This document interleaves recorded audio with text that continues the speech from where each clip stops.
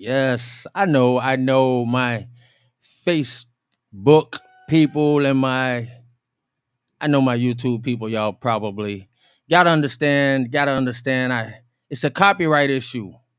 I actually love I actually love starting it out with a little bit of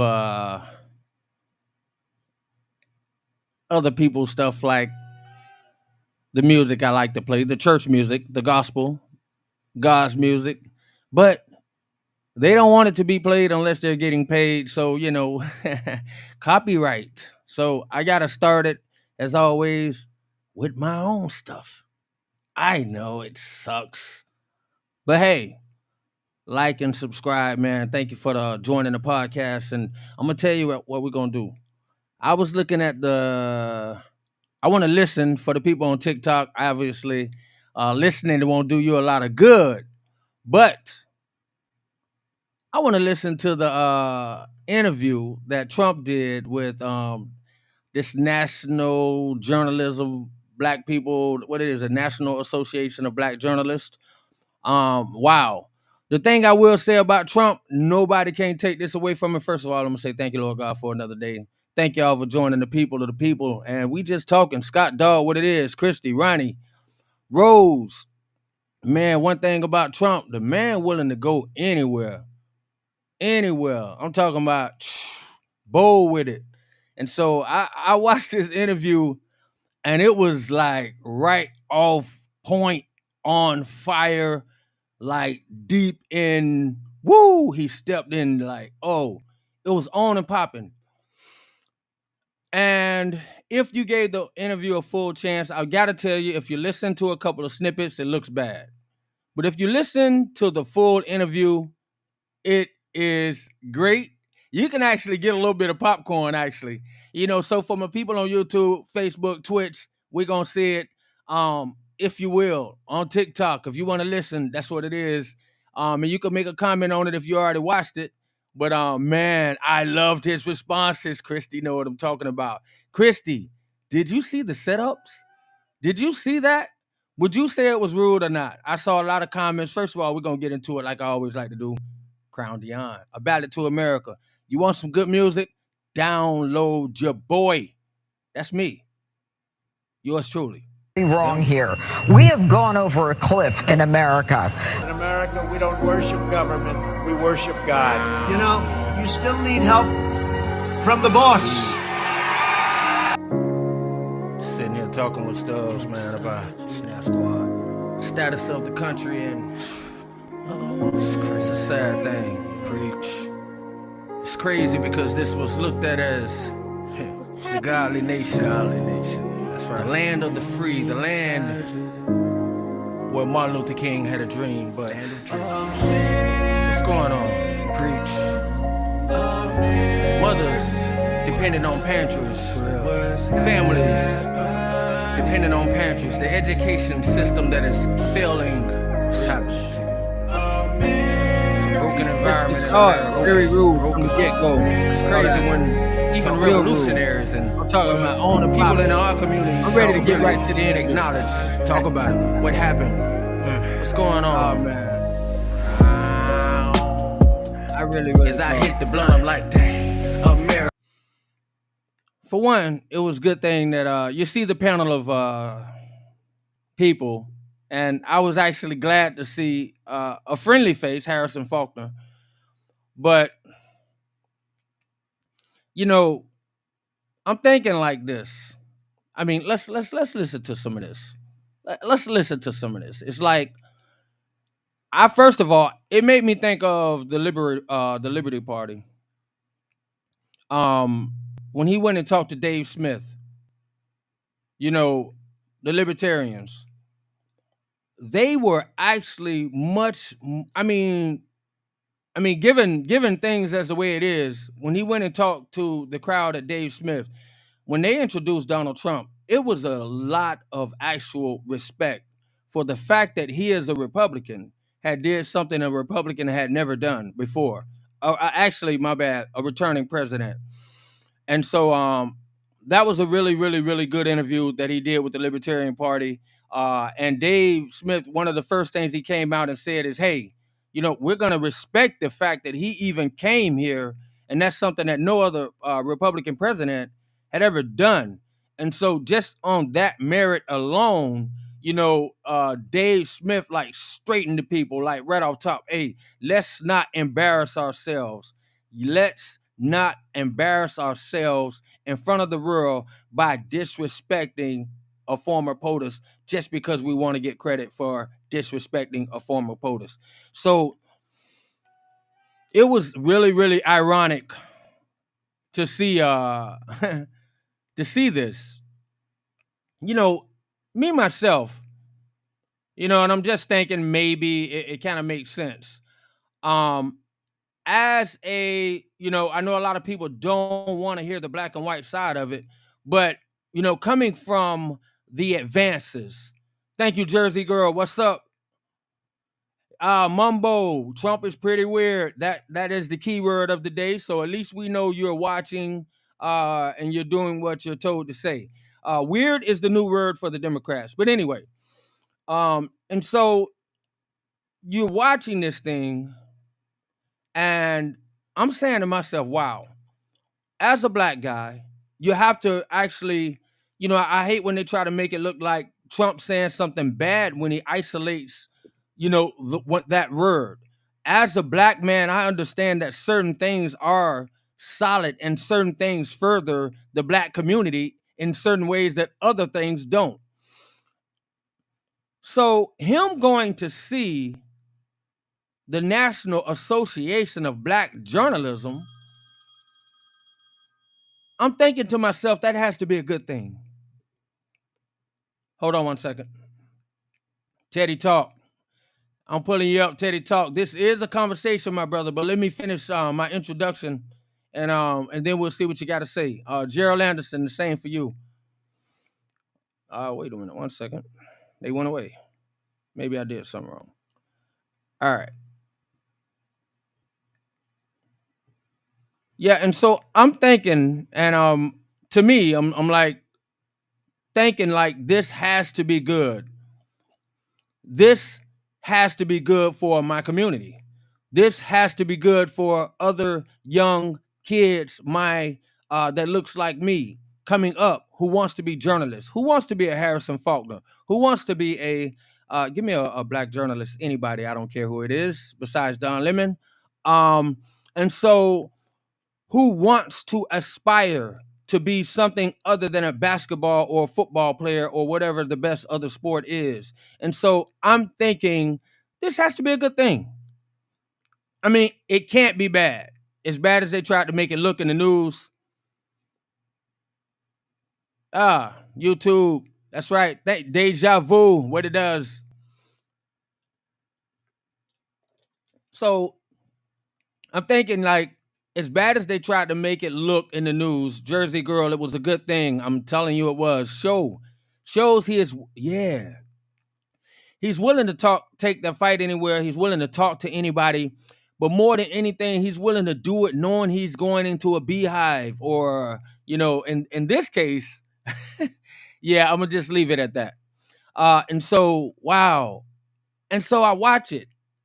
And it's definitely apparent that it was just all out war attack. And so since my TikTok people can't really see, we're gonna like break this down and listen to this interview.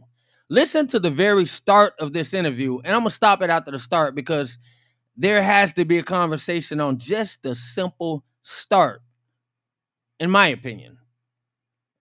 Trump visiting the National Association of Black Journalists.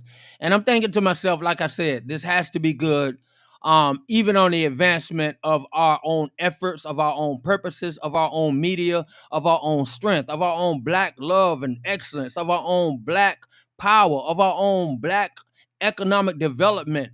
You're talking about National Association of Black Journalists.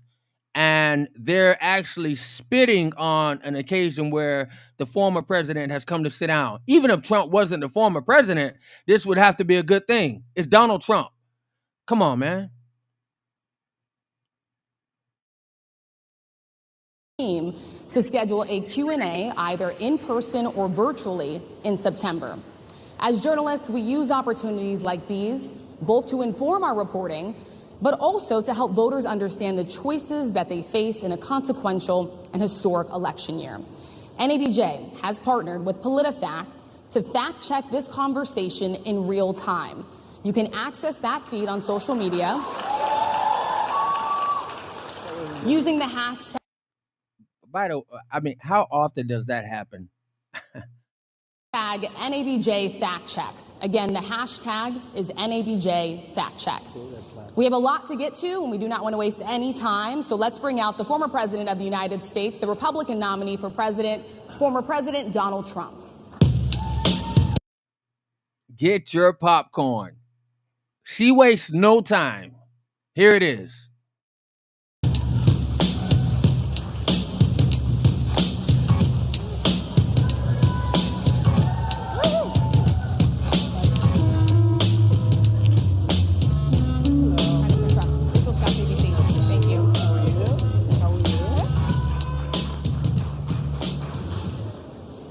Mr. President, we so appreciate you giving us an hour of your time.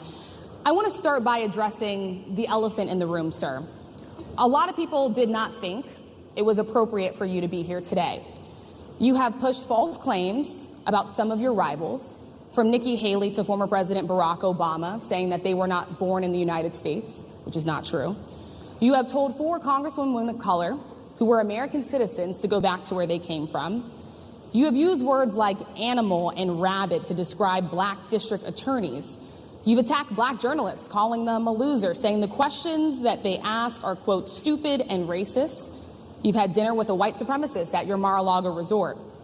So my question, sir, now that you are asking black supporters to vote for you, why should black voters trust you after you have used language like that? Wow. When did they start caring about Nikki Haley? Yeah, I know, right? Right. I mean, hello. Thank you for coming. Wow. Now, as I sat here shocked, I'm like, oh my God, what did this man walk into? Why? Oh, I was actually surprised at his like really, really cool answer. But I just want to say this first of all. I want to say this. I've watched Trump, and I'm actually glad he did not respond in the way that I'm thinking that I would have responded. Obviously, I didn't go to Warden. But I'm thinking to myself, as she's checked off a list of things, I'm thinking to myself, he's called white reporters stupid as well. He's called white reporters animals and whatever, rabbit. I mean, when you call somebody rabbit, he's just saying these are radical people. And Alvin Bragg, Letitia James, those people were more than radical. And I think of when she sits down and says, I'm like, wow, she said he referred to somebody as an animal, and Joe Biden made a law against black people, basically calling us animals. You know, and I'm like, wow, where is the fairness? Nothing but hypocrisy. But anyway, instead of my selfish, small brain response, I'm gonna let you hear what a billionaire response, cool guy, not just a billionaire, but a boss-like mentality says. Wow, here it is. Well, first of all, I don't think I've ever been asked a question in such a horrible manner. First question. You don't even say, hello, how are you? Are you with ABC? Because I think they're a fake news network, a terrible network. And I think it's disgraceful that I came here in good spirit. I love the black population of this country. I've done. Hey, can everybody hear this clearly? YouTube, TikTok, Facebook. Can you hear this clearly? Because imagine this. I'm going to say something that Trump's not going to say. But as you're thinking, as he gives this response, remember, he won't mention, by the way, There was just an attempted suicide on my life. And here I am sitting here taking time to be with you. I mean, come on. Listen to the things that he tells this lady about all of the balls that's been dropped. It's ridiculous. And then she has the nerve to come out and attack this man this way. So much for the black population of this country, including employment, including opportunity zones with Senator Tim Scott of South Carolina, which is one of the greatest programs ever for black workers and black entrepreneurs. Done so much, and and I say this, historically black colleges and universities were out of money. They were stone cold broke, and I saved them, and I gave them long-term financing, and nobody else was doing it. I think it's a very rude introduction. I don't know exactly why you would do something like that. And let me go a step further. I was invited here, and I was told my opponent, whether it was Biden or Kamala, I was told my opponent was going to be here. It turned out my opponent isn't here. You invited me under false pretense. And then you said you can't do it with Zoom. Well, where's Zoom? She's going to do it with Zoom, and she's not coming. And then you were half an hour late, just so we understand. I have too much respect for you to be late. They couldn't get their equipment working or something Mr. was President, wrong. I would love I think if you it's can a answer the very question nasty on your rhetoric question. and why you I have believe that answered black the voters question. should trust you with another I 4 have years. been the best president for the black population since Abraham Lincoln. That's my answer. Better than My friend Teddy Talk.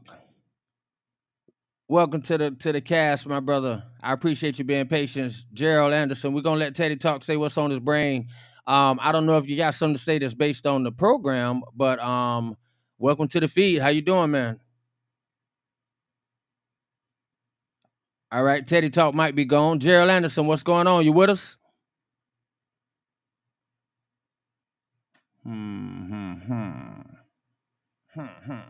I don't hear anything.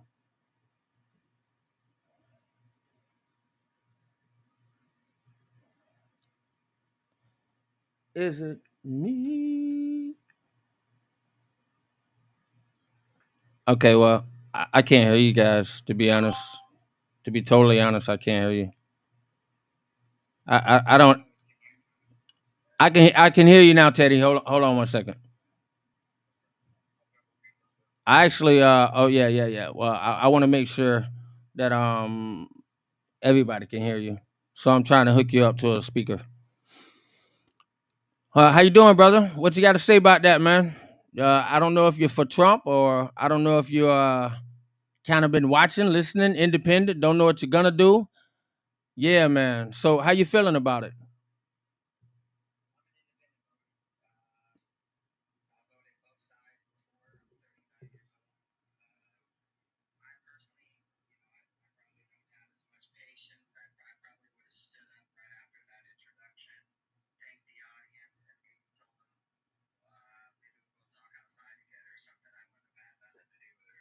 Right. Yeah.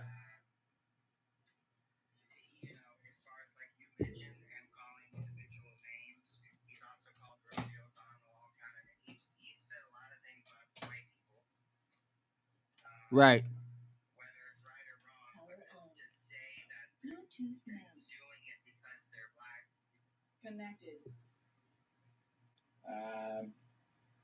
Like you mentioned, he went there with good spirits to have a good conversation, and that's how you started.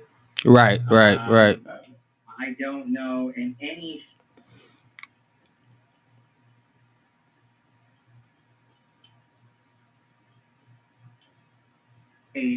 When Trump and Joe did their debate, fact checkers fact-checked Joe, and he was all over the place. And was counting multiple lies. It comes from the left and the right, whether it's real lies or maybe they misquoted something, but they don't do it to any other candidate. I was disgusted. I wanted to loud and clear. Like I heard his response, and I just wanted to turn. I felt bad for him. I felt angry. It's not real journalism. It just sounds full of hatred, and Yeah. not transparency. I don't know. That's my 2 cents.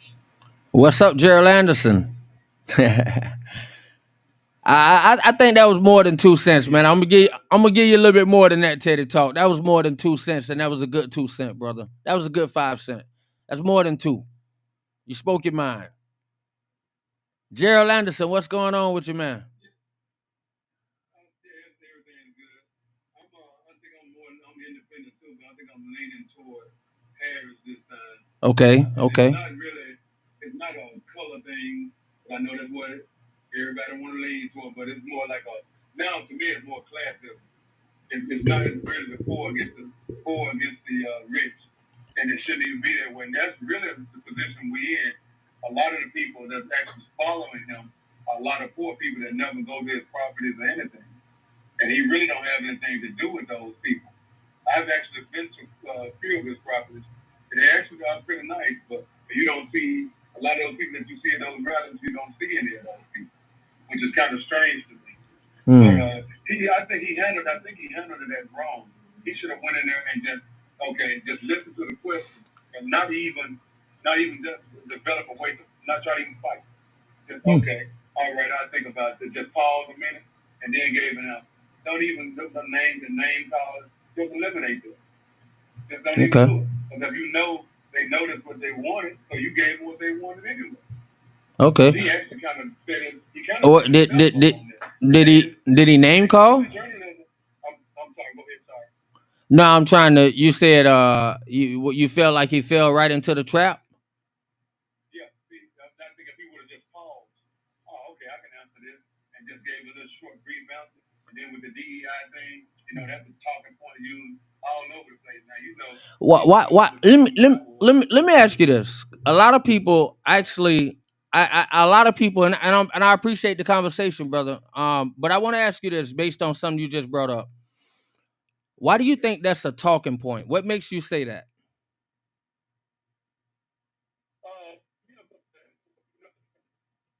You're fading out a little bit. What about now? All right, yeah, loud and clear. Can you hear me? Yes, sir. Okay. Yes, well, they say, affirmative action was trimmed down. So now DEI is the next thing. And then DEI probably be gone soon too. But what I want to ask you is you're saying that basically that is a Trump that's a label that's coming from. Do you feel like that's something that the Republicans are trying to say, or something that Trump is trying to say? Yeah, but see, that's what I'm saying. It's just a play on words. Why? You don't use affirmative action anymore. So why even use that? If all you have to do is just say, I don't agree with that. But my point. Now I agree with you. But my point to you is, and see this the only problem, and not a problem with you, because you're actually having an open conversation with me. But a lot of times, people sometimes they can't have a full conversation, and they dance around the real issue. And so the fact of the matter is, when Joe Biden made a selection for his vice president, before he selected Kamala Harris, he told the world, in other words, he told me and you. In other words, he didn't hold on one second, because this is important. He didn't tell Sally, the Caucasian woman. He didn't tell the Puerto Rican woman. He told black people and the rest of America this one thing: I will select my VP, and it will be a woman, and that person will be black.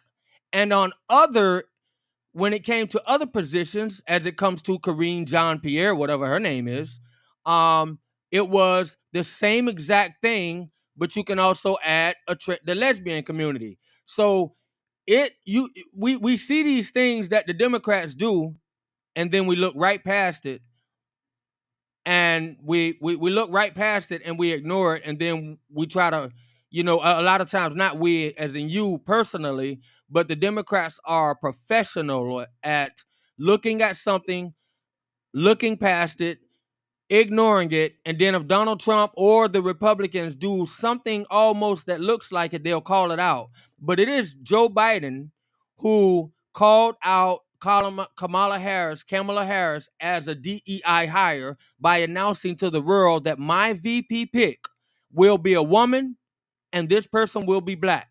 That is saying it would be a DEI hire. You're right. I see is Zora. Oh, that's a beautiful name. I see you.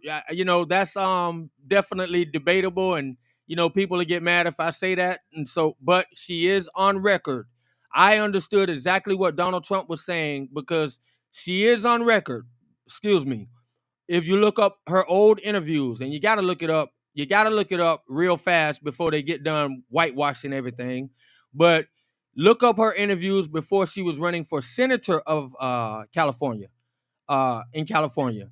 And that is where you will see her claiming hard to be the first Indian senator running, or will be the first Indian senator elected if she won. And at that point, she is not black at all. As a matter of fact, she tells the reporter, knock on wood, not Indian black, not Indian Jamaican, not Indian Asian. Don't forget my black mama or black daddy. Oh, my bad. Don't forget my African father or my Jamaican father. Don't forget my African heritage. She didn't say any of that. She said, knock on mother wood. That's what she told the reporter. And the reporter, it's funny, the reporter didn't understand it, so he made her double down. Anybody saw that? The reporter didn't understand the jazz, and he was like, huh? He got lost, and she said, knock on wood. She said it twice. Knock on wood. First Indian senator. Yeah, and so I just wanted to make that point because I agree with you, Gerald. I do want to say that. We don't have to make everything about this DEI stuff. So I understand why a lot of people didn't want to hear that question or wanted Trump to say something different. But if you pay attention to that part of the history, and we remember that Joe Biden called her basically a DEI hire himself, he promised the world who he would hire. He didn't say because I'm going to get a qualified person. He didn't say I'm going to get a good person to be my VP. He said, not that she can't be qualified if she's black or a woman, but I'm just saying, he said, my qualifications will be two things: woman, black.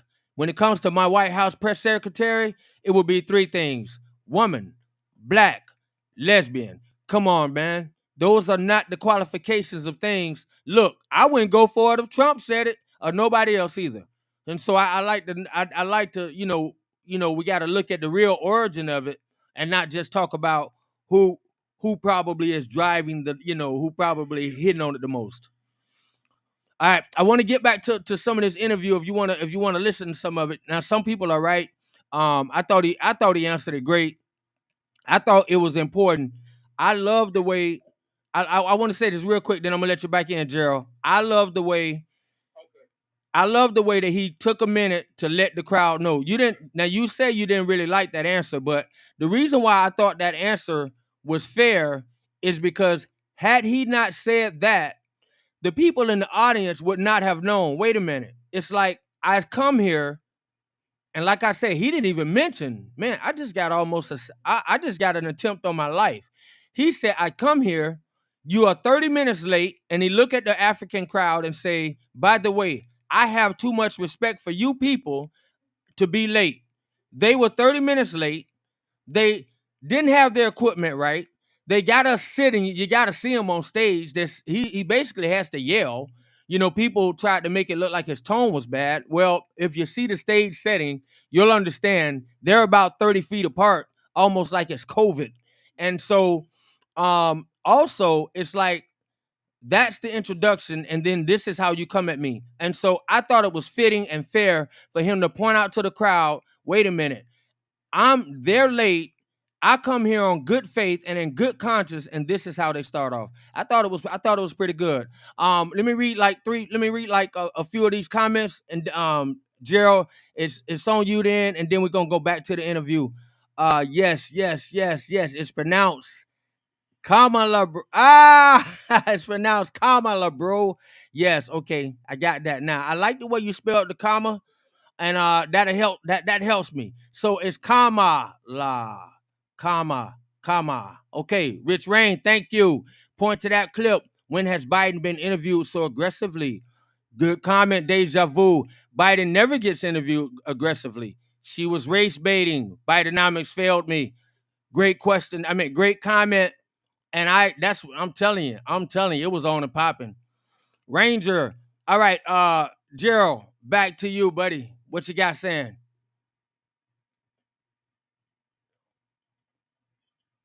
Yes, sir. What's up, guys? Yes, sir. What's up, Gerald? Finish your comment. What's up, Ranger? Welcome to the feed, man. How you doing? Yeah, we can hear you. Oh, yes, sir. Okay, I'll be real brief then. I'm gonna get off. Okay. My thing was just like I'm not disagreeing with you. I'm saying that he should have been more selective of his words instead of just coming out like being so aggressive because that's what they want. Yeah, I just changed the tone. definitely agree. Equipment issues too, and he was kind of loud. Right. But still, just like you said, he could have chosen his words more wisely. That's why they went ahead and cut it short because they knew he was getting agitated and they didn't want him to say anything else and use other soundbites. Okay. I think those are good comments and fair comments. You definitely could always could look back on something and see something you might have said different or better. We could agree to disagree. I thought he came out and I thought it was good that he I disagree with you. Know what I'm saying? I said he should have just said a few different words right. just about the climate, the way Right. things are right now. I could agree with that. He just took a breath and did pause. Yeah. And he probably would have said something different. Yeah, you are definitely right, and that was the whole question about it. Could they, would they get under, and make it to where he was getting a little bit agitated? And so you're definitely right. He could have paused a bit. I myself, I didn't see it as too bad, but I see what you're saying. I definitely get your point. Ranger, what's going on, man? What's going on, guys? How you doing? I'm good, man. I just wanted to kind of jump in on your conversation. Okay. I tell you, I kind of look at this. I get on all these different lives and listen to everybody's different opinion, left, right. I'm Yes, kind of sir. in the middle. I don't associate with either one of these parties, but I tell you what. I think what I see, I've kind of changed Kamala Harris to Camellia. Right. A lot of people do. Basically, I've watched her over. I'm in my 50s. I've watched her change herself multiple times. Okay. Now, that being said, I'm very skeptical of Trump. I ain't gonna lie. I sat back and I looked at him really hard. I didn't vote for him in 2016. Everybody else, I withheld voting at all periods because I couldn't stand either one. I hurt him or Hillary. I didn't think they had a good choice. Okay. But this time around, I'm leaning toward Trump. You notice I changed my picture. And I'll tell you what's making me think that maybe I was wrong in 2016 about it. Okay. The man ain't polished like these politicians. Yeah, he talks like you and I talk. If right. you come to me with a bunch of energy, I'm going to come back at you that same kind of energy. Right. And that's what you come at me with is what you're going to get back. Right. That's just the way it works. Yeah, that's the way he is. Yeah. And he don't polish his words to try to pander to anybody. That's what Bidenomics. That's what Bidenomics failed me said. You got the devil you know in him because man talks that much. He tells you what he is. Right. Definitely agree with that. And when you got a smooth talker, that's the one you don't know who you're dealing with. Cause that's the one that the good book says that sheep in wolf's clothing. He comes to you as a light, but he's darkness on the inside. So I'm looking at Trump now after that Pennsylvania deal. Okay. I changed my total opinion about him, and I really did that one day because I was unsure what I was going to do if I voted at all again. But when I seen him bounce up off that ground with that fist in the air, I thought, man, whatever people want to say about his character, because I know he can be an ass sometimes. Right. Whatever you say about his personality. The one thing about it, you can't fake that, man. You can't fake that. He's real. He's a fighter. He was not going to be. He didn't know if somebody gonna shoot at him again, but he didn't care. He was mad, you know. Right. Nah, I totally agree. And that to me is what I want in a leader. I don't want somebody that panders down to people. Skamala. All right. And what I would also say Hold on, Guy Tiller, Mr. Guy Tiller. Hold on 1 second.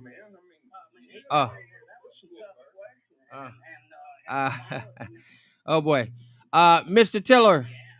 Not the lady name right and know that Trump only goes to interviews. If you really look and you listen and you check his interview, 75% of Trump interviews are already pre-scripted. You already know what they're gonna ask before the interview.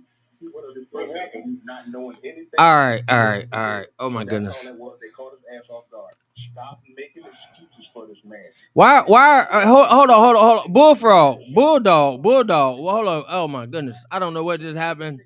All right. Time out. Bulldog. Gotta go. All right. I don't know why Bulldog felt like he had to be the first one to start cussing and everything. It's not a really argument, you know. I'm trying to come on and listen to a little thing, and people like that just can't come. You know, I'm composing myself. Yes, he did. Yes, you did, buddy. Yeah, I mean, but I'm saying, your language is showing your agitation and is bringing an argument to the feed. That was the first bit of argument as soon as you came up, and my brother, you jumped in front of other people and it just got convoluted. I'm definitely welcome to bring you back up. I just want us to have a conversation. All right, I understand how that get. I do it myself sometimes, but I totally disagree with what you said, by the way. um and that's the thing about it. It's like, if you don't get an answer in the way you want it, you feel like somebody else is agitated. I agree with, I'm gonna bring you back up though, Bulldog, but I agree with a lot of other people in the feed. I think Trump was being met with arrogance. I think he was being met with rudeness, stupidity, and I think he was being met with the middle finger. And I think it was fitting for him to totally embarrass her in the way he did without actually being rude. And he did that. I don't think anything was irritating. As a matter of fact, the questions that he gave was better than the answers was better than what she was looking for, which is why she kept trying to get off of certain things, because he was hitting her with answers she wasn't prepared for. I think when Trump started actually getting into the point where he was speaking to the crowd, she knew she made an error. And so it was clear to me that he handled it like a master classman. You're welcome, y'all. You're welcome to come back up, Bulldog. But I'm finna finish this so we can actually hear some of it. And so we could probably understand and see what makes you feel that he got irritated versus the irritation I hear from them. President Johnson, who signed the Voting Rights Act. For you to start off a question and answer period, especially when you're 35 minutes late because you couldn't get your equipment to work in such a hostile manner, I think it's a disgrace. Let me just ask a follow-up, sir, and then we'll move on to other questions here. Some of your own supporters, including Republicans on Capitol Hill, have labeled Vice President Kamala Harris, who is the first Black and Asian American woman to serve as vice president and be on a major party ticket, as a DEI hire. Is that acceptable language to you? And will you tell those Republicans and those supporters to stop it? How do you define DEI? Go ahead. How do you define diversity, equity, and inclusion? Okay, yeah, go ahead. Is that what your definition? That is literally.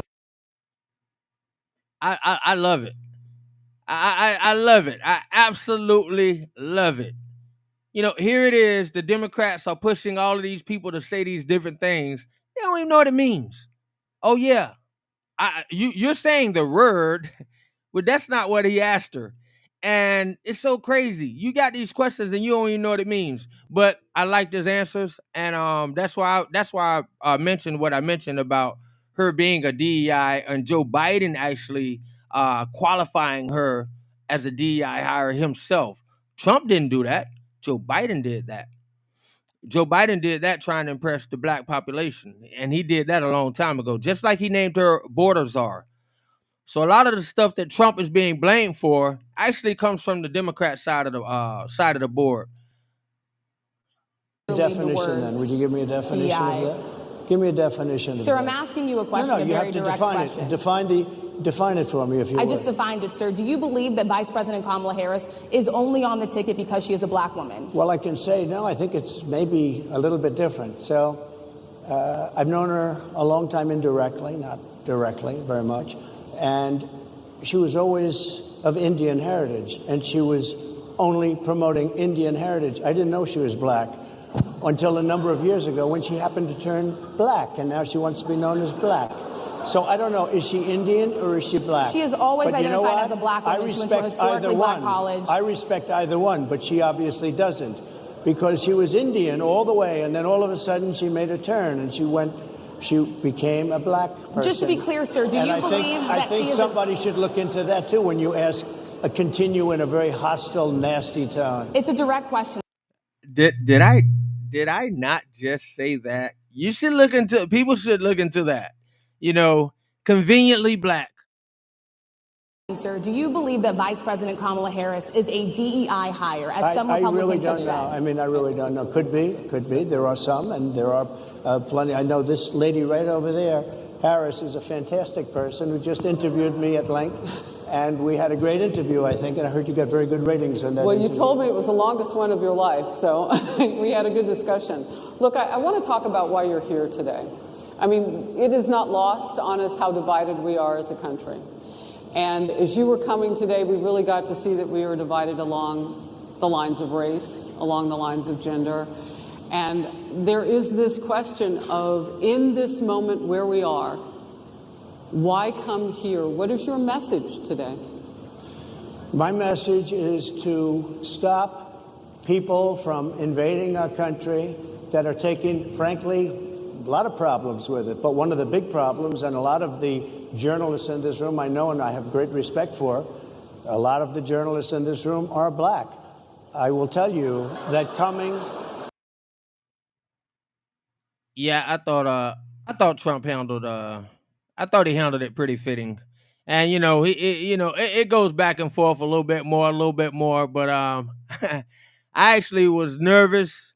I'm thinking like, wow, how bad can this get? But hey, man, you got to give a guy credit. He willing to go places where Kamala is not going to go. Kamala is not going to go under that type of pressure. Guy Tiller, thank you for coming to the feed. Bulldog Will, welcome back. And but Guy Tiller, it's on you.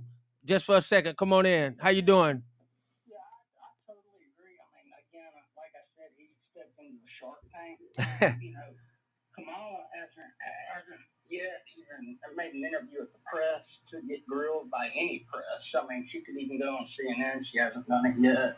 MSNBC hasn't done it yet to state her positions. But yet, even today, I'm seeing, she's running to the center. Right. Yeah. She said she's against fracking. Now she's for it. Oh, yeah. She's for universal health care, even for all illegal immigrants, and Medicare for all. Now she's against it. Says she wants to help, everyday Americans only have one job. Well, her party and her policies have been in there for 4 years, and the unemployment rate's great, but I can't afford to pay my bills each month. I've run out $6,000 in credit card debt, and I think that's the average American family personally. And she has no business experience. Trump has some business experience. I know a lot of people say, "Oh, all his companies are bankrupt," but I think she's not. Obviously, not all of them. That's right. Hey, Guy Tiller, I like it. You sound like a man that's living, living the reality of things out here. I mean, that's what I see. At this point, for me, it's like it's so many different things you could be watching. You could watch that, or you could turn on your TV and watch a little bit of the Olympics and see this girl tap out. And I don't mean tap out in a disrespectful way to her. As she said, she felt like she still had her head held high, but this lady, after practicing all of these years for the Olympics, practicing, probably whooping butt after butt after butt when it comes to women, practicing against women, practicing against her own gender, able to probably beat any girl in America, in Italy, who knows? But to see her go in the ring and have to fight a damn man, that's sad. And to see her dreams get ended in 46 seconds because she could not beat this guy, that's a damn shame. And it's sad that we sit up here and we get people to sit up and keep talking about what's so bad about Trump. One thing about me, I'm willing to talk about this color called blue and red. And after I look past Trump, after I look past Kamala and Biden, after I look through all of the names, it's not about the names. It's the agenda of the blue. And yes, Leadfoot said it perfectly. It is sad.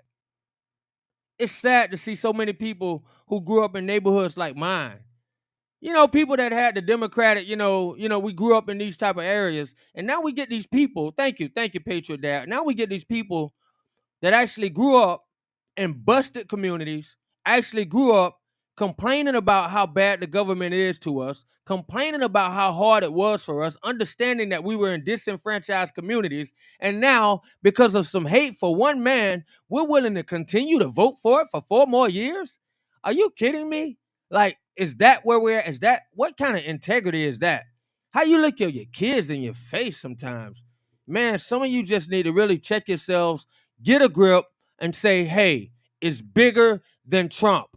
It's bigger than Trump.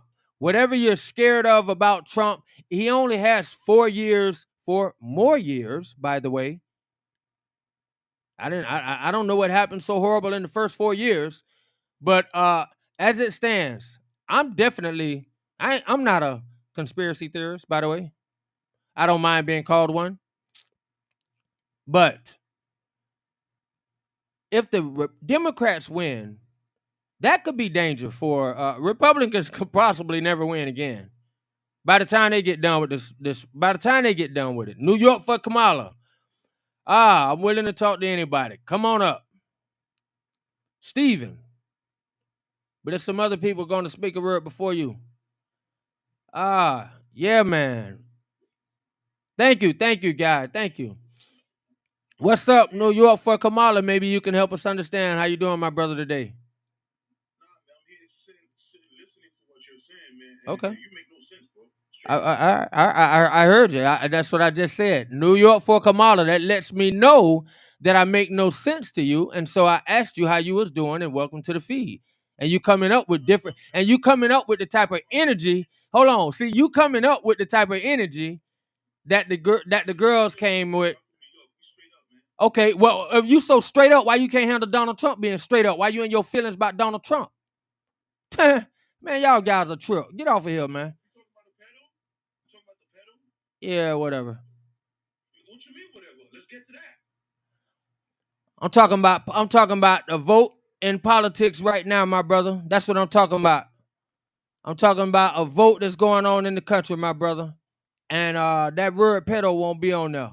It can be in your heart and you can take that to the thing, but that ain't what we're talking about right now, man. I'm talking about a discussion that Donald Trump had a couple of days ago with the National Association of Black Journalists. And hey, we're talking about it. Now, people in New York love and hate Trump. Yeah, I agree. Man, yeah, man. I guess he missed that part because that's what I was just talking about. Maybe he missed that. Yeah, that was kind of sad to see the girl, this guy who is winning these fights, he will be fighting for gold. Jose Maximo. I mean, I'm trying to understand, like, why all the energy? Come up and have a conversation. Like, this guy just came up like swinging. Just like the host did on the show with the girls. I don't understand. People come to have a conversation. Before I even ask him up, I'm like, hey, it's a conversation. You got Kamala by your name, so I understand we disagree, but you still can have a conversation, right? Yeah, hopefully. Tony, Then he puts his hand up in the air as if he was doing something big, smoking a cigarette. Maybe I missed something. You can't hide, Mr. Host. The Olympics should have always all right. So I'm disregarding what some of the angry ones, the Trump haters are talking about. Yeah, man. Would you like your daughter to go boxing with another woman and see which one wins? Maybe he's arguing with somebody else. Or you have Mike Tyson versus, all right. Yeah, man. Biological men have no place in women's sports. Thanks, Patriot Dad. I don't know what's wrong with them. Some of the people who thinking this is actually fair. But the people who are thinking that, these are people that don't have daughters, or they may be a part of the community of those people, and so they have to say it. I mean, I wouldn't know another reason. I wouldn't know another reason not to be supportive. I mean, to be supportive of something like that. What you got to? What's up, Ranger Dad? I mean, Ranger. Man, you know well as I do is beta males. No alpha males gonna go at no female. Right. So we just ain't gonna do it. We ain't gonna attack no female. I don't care what the hell she does to me. I ain't gonna attack her. Amen. But the beta males, they can't stand in a room with alpha males. That's why a lot of people don't like Trump, by the way. Oh, I know. It's look, a lot of them. That's why they don't like him, because they can't control him. A lot of them are on the feed. A lot of them come right on the feed, and that's all they do. They'll follow you just to actually know when you go live, just to say something. And you can actually come on talking about the weather or the Devil Rays playing in St. Pete, and somebody's gonna say something about Trump. These people are obsessed with Trump. I mean, man, the Joy Reids of the world. I don't understand it. And I myself actually come on. I was actually hoping the guy, if anybody was actually listening, my YouTube people heard me. They can run it back. If they were listening, you heard me actually say, I'm hoping this guy can actually come on and help me understand. I saw Kamala by his name, New York for Kamala. I'm hoping this guy can help me understand. As soon as I invited him in, I say, hey, man, what's going on? Help me understand why you like Kamala.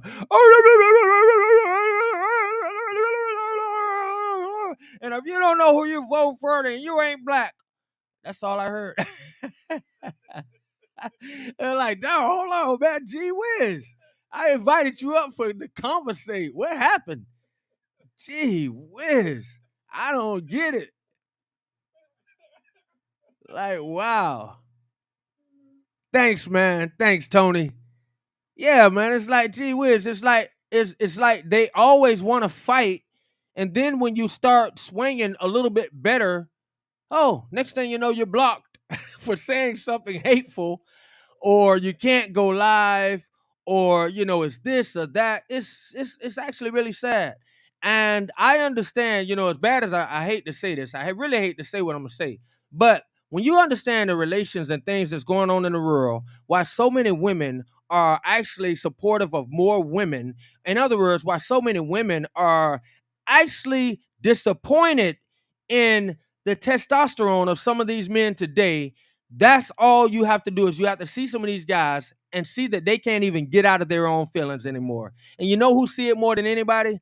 That woman. That woman. They understand this. They understand this. And these guys don't even understand why some of them struggling in their relationships. Because you put on a pair of panties right in front of your woman. You won't even stand up in front of your kids. You won't even stand up for your daughter. And you think she not talking about it? You're a sucker. Anyway. Can't be two queens in the same house. No, it can't. It can't. It really can't. Yeah, man. Woo. Sent the heart. Thank you, Pretty Blazing. How you doing? That's a mother. A mother always been supportive. Deja vu. Keeping it alive. 3 black women on stage with that kind of platform. NABJ. Thousands of viewers. But cry. They don't have the same opportunities, rights, and DEI is so imperative in the career fields to label them so.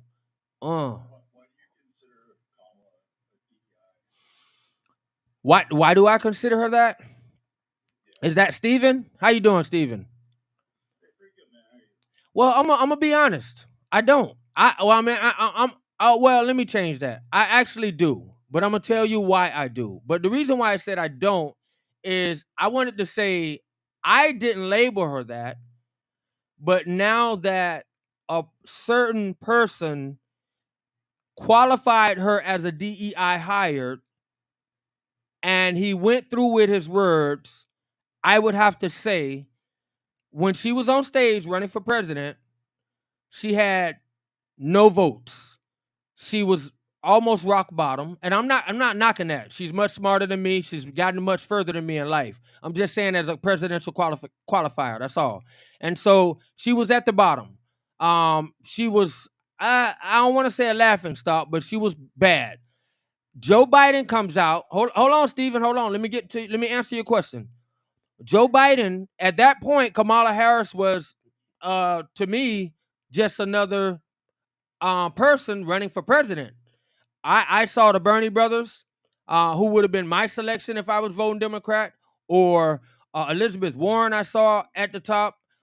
We saw a lot of people who were doing much better than Kamala Harris, including Joe Biden, which was horrible because she almost killed his career by calling him a racist on stage. And so, but when Joe Biden got handed the nomination some type of way by the guy out of North Carolina, by the time he somehow stole it from Bernie, gave the nomination or helped Joe Biden get the nomination, Joe Biden comes out and makes a statement to win black voters. And he said this: my VP will be a woman and she will be black. That is a DEI hire, my friend. Wait, hold on. Are you saying that's what's not true? So you're saying I'm wrong about that being a DEI hire, or am I wrong about him saying that? Because if you're saying I'm wrong about him saying that,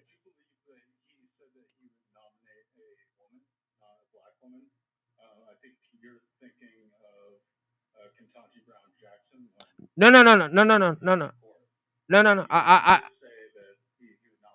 I know about Ketanji. I know about Ketanji as well, but he also made his promise on that VP, and he turned. All right. Well. Okay. All right. Hey, sir. All right. Well. Okay. Well. But see, we're not talking about Trump.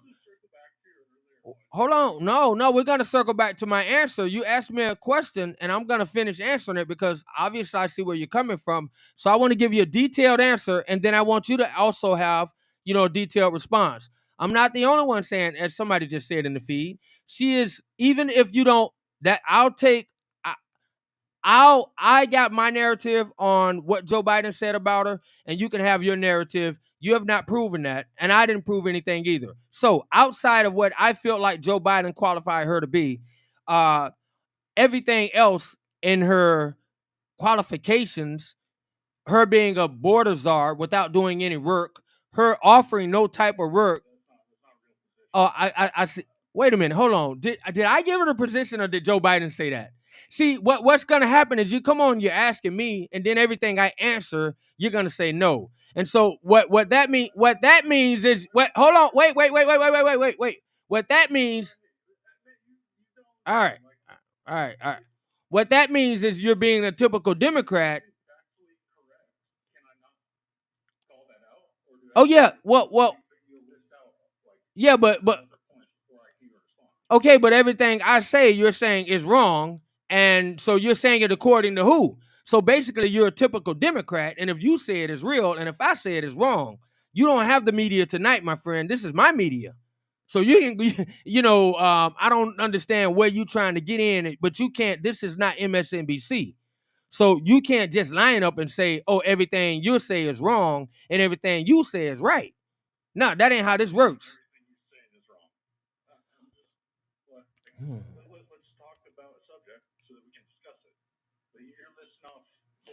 All right. If we're all right, you yeah, and I said yeah, and I do.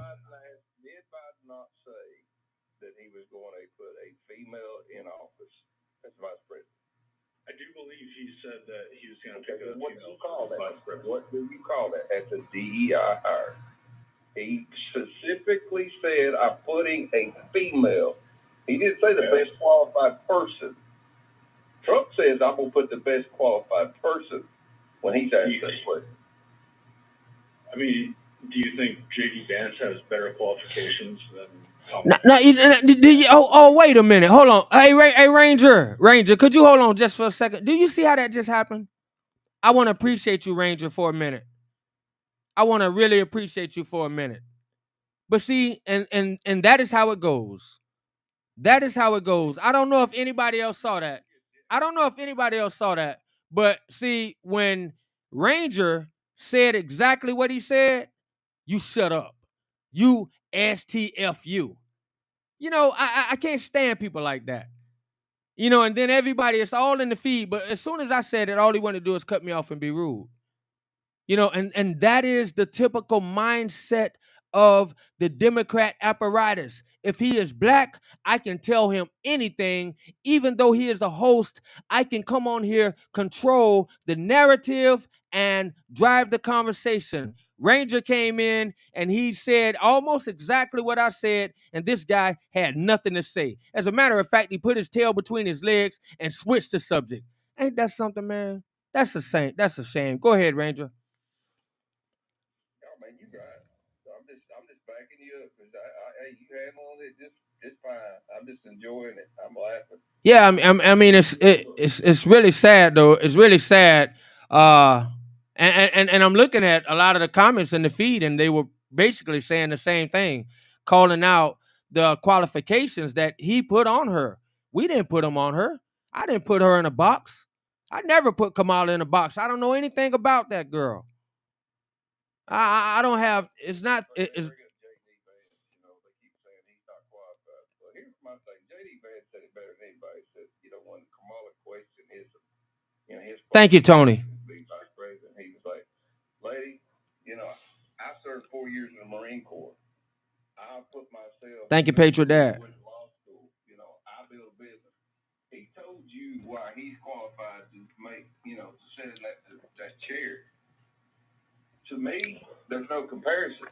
I mean, the only thing I know about Kamala Harris, and I didn't live out there in California, but I hear a lot of people saying it. She locked up a lot of her own people. Right. She claims she's black now, so she locked up her own people for dope, for marijuana, thing I can't say on here. But, Right. Gave them sentences, sentences that they shouldn't have never received.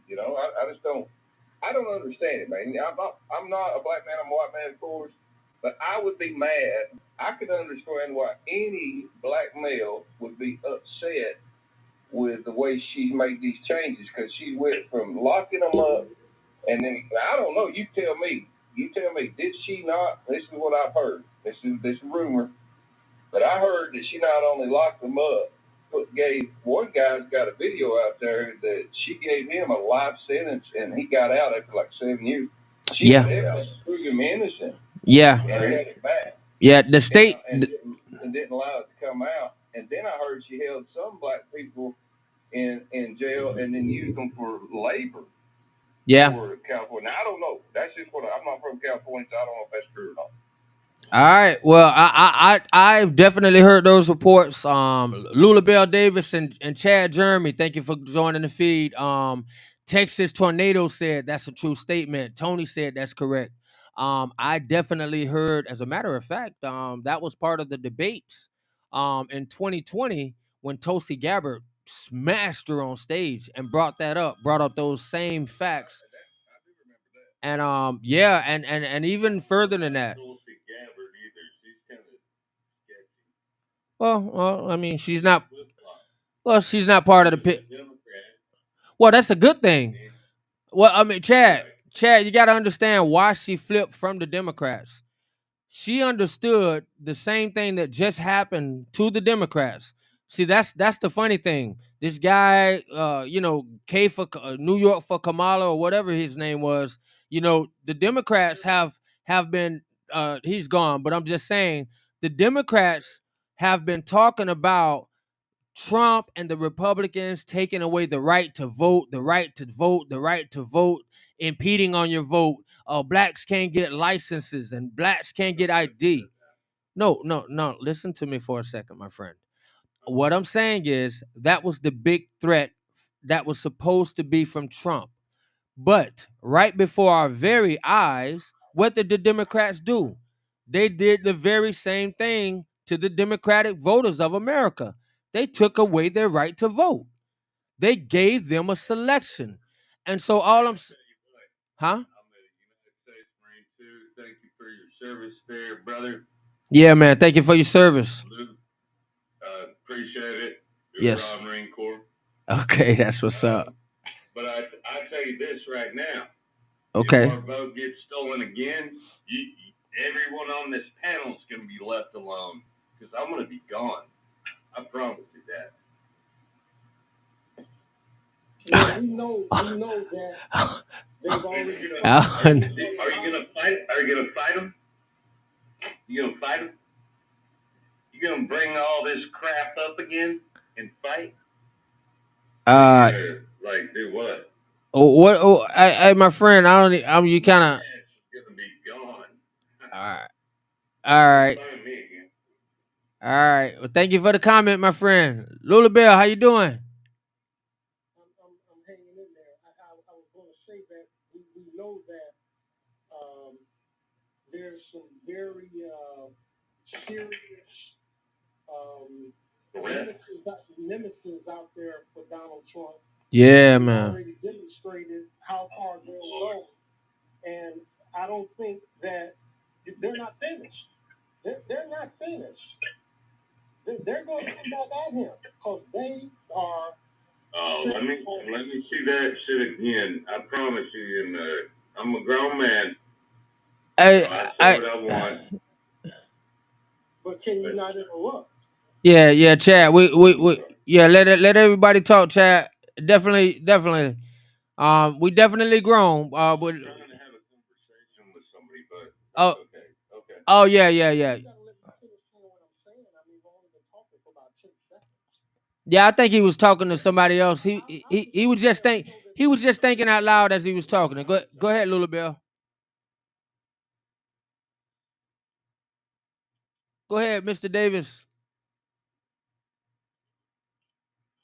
Yeah, I just think that, given what they've already demonstrated they're capable of doing, that I would hope that the president or the previous president would understand that if he can't get the kind of security that he needs from Secret Service, then he better go in his wallet and get him some security because they're going to come back at it. They're not finished. This guy that they say just come out the blue to attempt to assassinate him, and he got too many things going on for him to be a lone wolf. He's not a lone wolf. And the Secret Service is complicit as far as I'm concerned. Yeah, I'll be finished with that. I think a lot of people agree with that. I think a lot of people agree with you on that. Go ahead, Chad.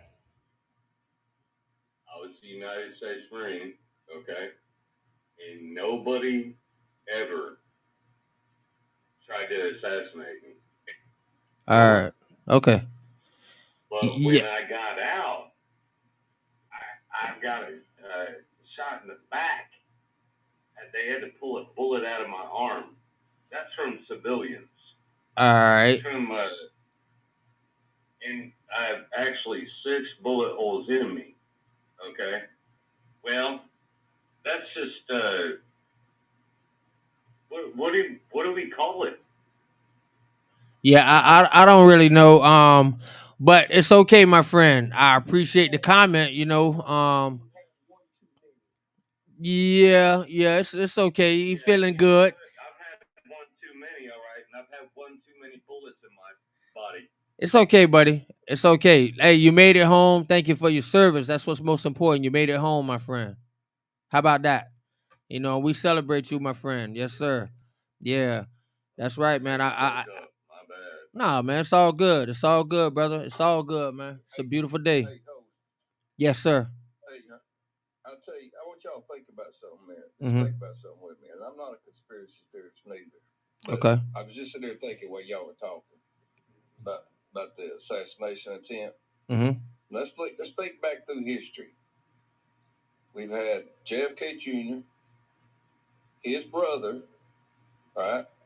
Bobby, Malcolm X, MLK, MLK. Reagan was almost. Oh, Reagan. You talking about Brady? And then Trump almost, right? Right. Mm-hmm. What's all those men got in common?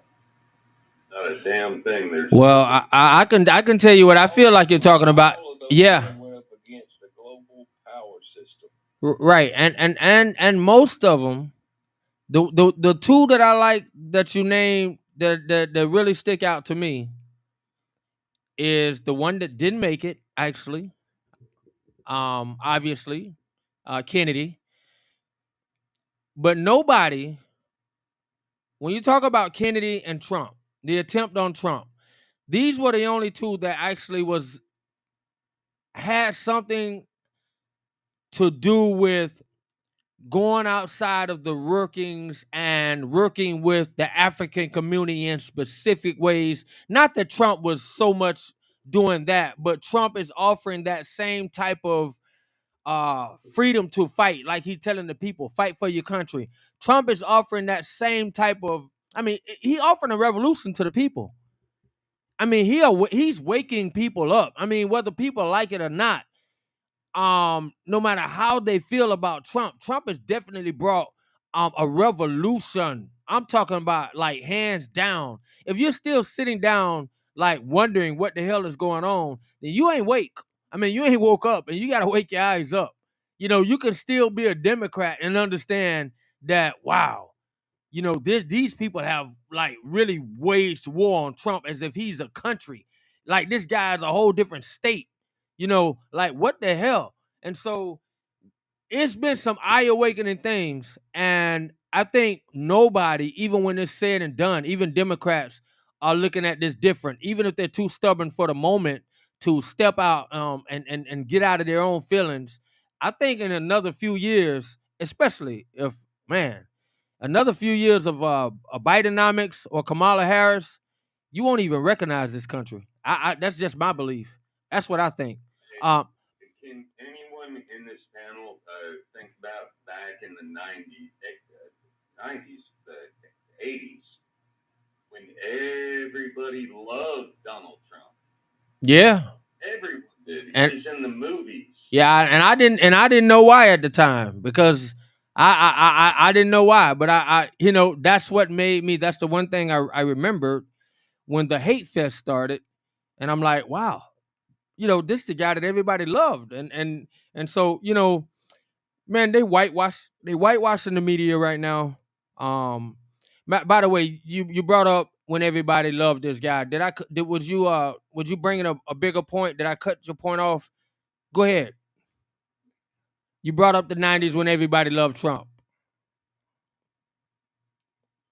No, everyone loved Donald Trump. Yeah. Like, I'm trying to think. I'm an old person, okay? And I think from 82 to like 89, 90. Oh yeah, rock star, man. Everyone in the world loved Donald Trump. They loved him. Yeah. They loved him. Even J.J. Ella. He's actually my what do you call it? I don't even know anymore. It's like role model. Yeah, watch. Y'all remember Oprah Winfrey wanted him to run for president? Yeah, Oprah Winfrey. Oprah, Jane Ranger, great point. Right. That's one of the first people I saw asking to run. Let me see. James, was that Washington James or Wash James, 69? They loved him until he ran for president. That's it. And this is the thing that scares me most. It's like I said, it's not just the people. Listen to this. It's the whole party. This is what we got. Boy, that doesn't sound like community. That sounds like selfishness. I'm sorry to label it that way, but that sounds like what it is to me. I'm only worried about myself. I'm not worried about building the team and having my school have a powerful team. The best we got was, well, some parents are concerned that their daughter might miss out on a scholarship. They might miss out on play. What's up, Welder? Can I chime in whenever, or is there like a... No. I actually, Weldon for Trump. I appreciate that question. Yeah, we definitely trying to have a decent conversation. So we definitely being respectful to each other. But right now, it wasn't a question on the table. So, how you doing? Doing good. It's like 110 here in Arizona. Whoa. I start fires for a living. Oh wow. Oh wow, that's interesting. That's a real that. I'm in Texas. It's hot. Wow. It's getting hotter over here. It's supposed to be 102 tomorrow. So Weldon for Trump. Let me ask you something. Did you see this interview that he had a couple of days ago, day before yesterday, maybe, with the Black Journalist of America? How did you feel about it? Did you feel he stepped into a beehive, or did you feel how did you feel he handled the animosity or the aggression that seemed to? All right, Chad. I think he handled it pretty good too. How do you feel about him handling it, Welding? I feel like he handled it like a gentleman, and they were kind of disingenuous about the situation. They could have been a little more accepting during the questions instead of so abrupt and disrespectful, especially being a little bit late and right. Kamala Harris and Biden aren't there to conversate. I mean, it's kind of as if they were just wasting his time on purpose. Yeah. They actually did, but he was still there. Yeah. Hey, Chad, I'm gonna have to take you down, Chad. He did do one thing. Did y'all see him grab her water bottle, tighten the lid on it so she couldn't get it off? Yeah. Did y'all see that? Yeah. Just got the number one Becky, Oklahoma. Is that Oklahoma? Becky, Oklahoma. Okay. Is that Oklahoma? All right. I want to know, as you said, Arizona. You said Arizona or Arkansas? Arizona. You right on the border, man. Yeah, so you seeing some real things. You on the border.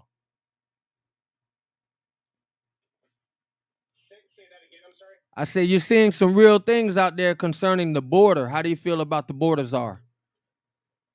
I truthfully believe that's just it's a hummingbird feeder for the government and for the nonsense that's going on in Mexico. I don't think that is ever going to get fixed. Just along with like marijuana is never going to get fixed because it fulfills all of the privatized prisons that all the bureaucrats continue to get funded. Wow. Okay. That's what I'm talking about, a conversation. Dang. I wasn't expecting that. Well, I mean, you got to know the top 3 prisons in the country are funding the bureaucrats to make sure that, they don't have to incarcerate crazy, people that are doing crazy stuff and poo-pooing people and all that. It's much easier to incarcerate the Mexican that brought over a bag of weed and wants to do some work. The Mexicans that are coming across. Chad, man. I lived in Utah. Hey, Chad, I gotta let you go, buddy. That's why. The human trafficking is completely different. That is a hummingbird feeder that I'm talking about. Right. The stuff that they're incarcerating these Mexicans and these people that are smoking weed over and allowing the murderers to go to Oregon to live for free in Charlestown is a slap in the face. Wow. Dang. Do you So ask this question, if you don't mind? Do you see the fentanyl issue as a problem at the southern border? I literally see people doing drugs on the corner in the middle of Phoenix under a tarp, 3 of them at a time at the corner at a stoplight. I'll watch them do drugs, whatever it is, maybe fentanyl, maybe meth, whatever. And they're doing some kind of narcotic, and it's literally 110 out. They're under a tarp. Whoa. They're doing these drugs as if nobody is driving by. Wow. So I'm not exactly sure what they're doing, but God help whatever they're consuming. It's an epidemic, and nobody is doing anything about it. The police department is allowing it. They're like, hands are tied from what I heard. They're not allowing anybody, or they're not being funded, so they can't hire people. It is really a catastrophe in the government, and that's why I say it doesn't matter if you vote Republican or Democrat. It's two wings of the same bird. These people are torturing the American population, and they have for 30 years. Wow. I mean, the war on drugs was a hoax of marijuana. Now they're paying for most of their problems with the tax dollars. So There's contradiction constantly in its own party, and they say, "Oh, it's Republican." You know just as well as I do. Anybody that has any kind of logical understanding can go vote Republican or Democrat across the entire ticket. You don't have to vote just Democrat or Republican. These people switch sides like whatever feeds their agenda. And that's the biggest problem is the bureaucrats will go from CEO, CFO to bureaucrat and back and forth for their entire career to be able to enrich themselves, and nobody does anything about it. They just keep stealing money from us. okay, let me ask you something, Welding. So having said all of that, I'm pretty sure you have an analysis, or you've come to a conclusion about, I mean, it's pretty clear to most of us. Now, I'm not in Arizona, so what could seem clear to me could possibly be a little foggy in reality. And so, but I'm thinking it seems clear to seems clear that at least on the very front of, because I do agree with what you're saying, and you're saying it and as in Republicans and Democrats, both parties. I agree with you there. Do you think on an individual front, was it a difference? Did Trump and his effort make a difference, whether small or large? Do you see the effort that he brought forward? Because I like the way you brought everything to the table.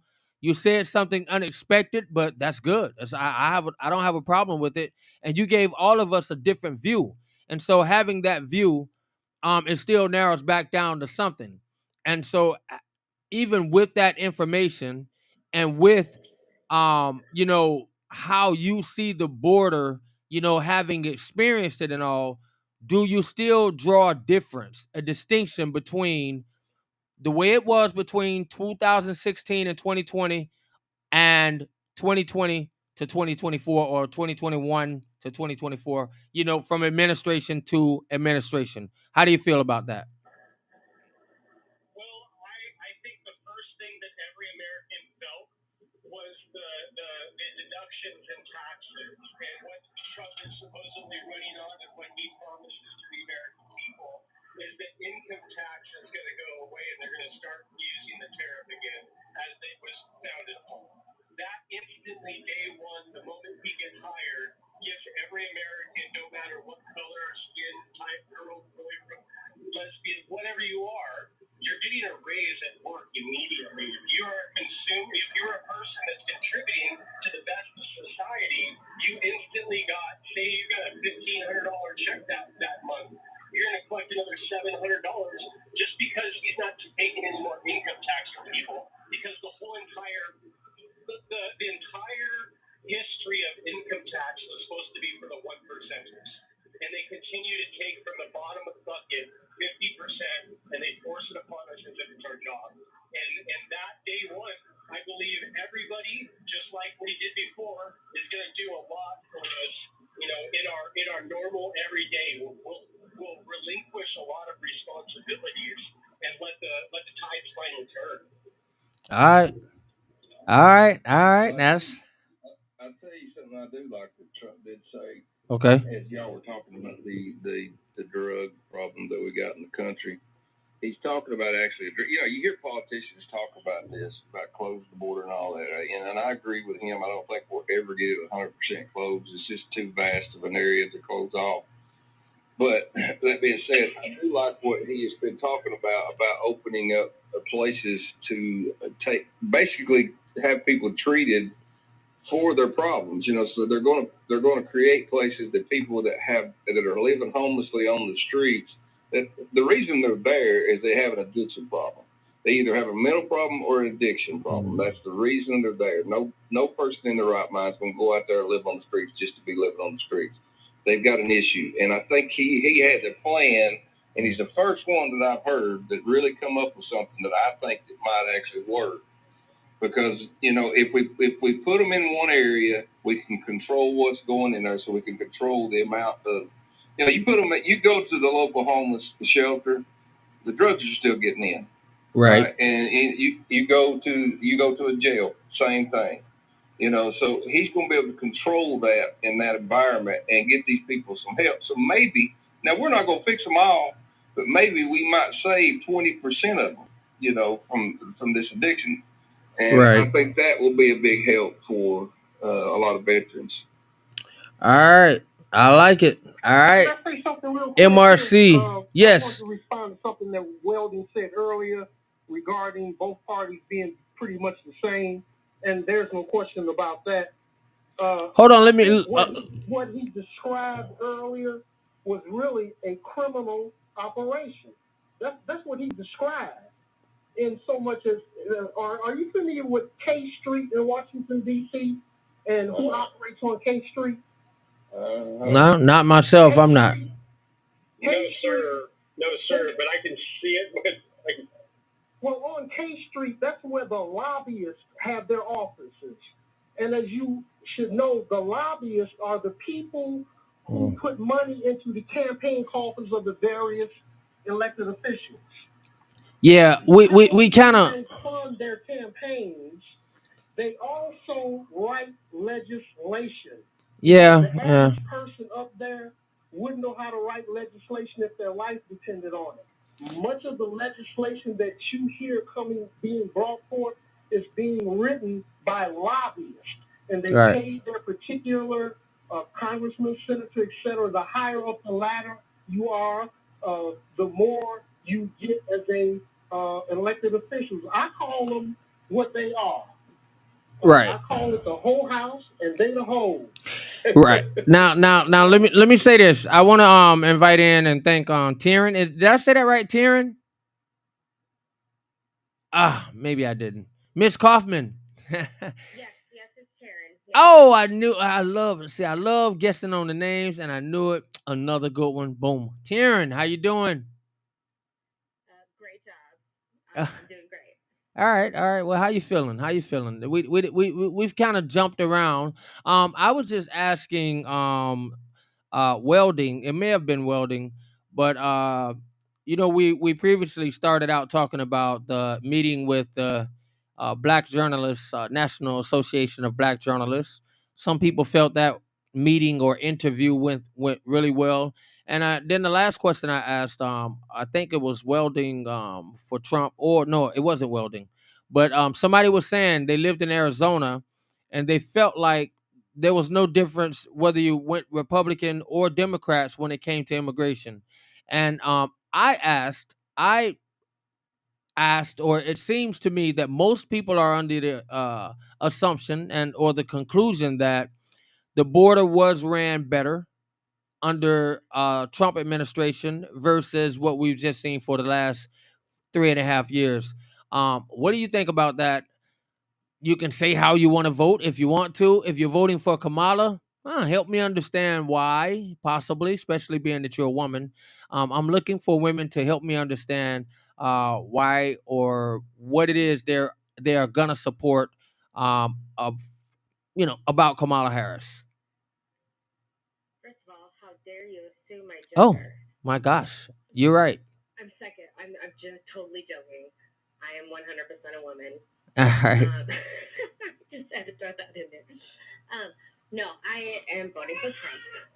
Well, that was good. Yeah, hey, listen, it really was. It really was. I saw your eyes Hey, roll big. yeah, I started sweating. I was like, oh, I'm about to get canceled. Hey, yeah, I just saw somebody get fired because of that. But yeah, so go ahead. No,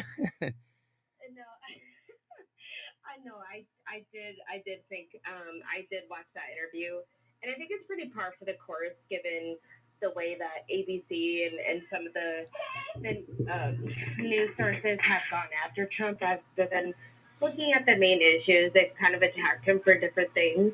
Mm-hmm. And the border. I mean, geez, the proof is in the pudding, really. I mean, Right.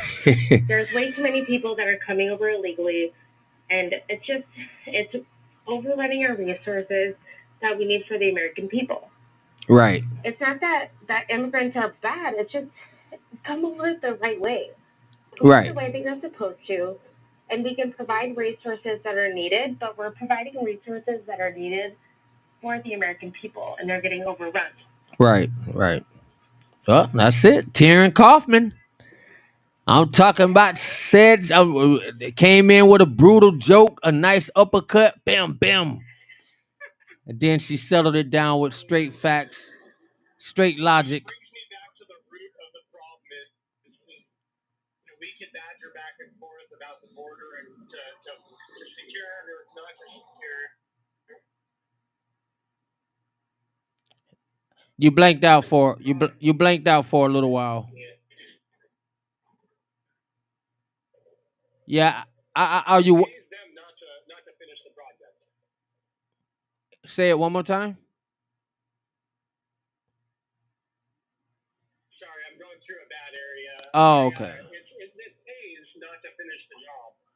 I mean, yeah. I mean, yeah, yeah. I heard that you said it pays not to finish the job, but that's kind of why I kind of. Yeah. I mean, if you don't secure the border and you don't finish the job and you don't make any valuable way for somebody to come through, with a reasonable amount of time, logically, we got to make these things. 2 million people a year is fine. We don't How do you need know more that than the that. job is finished?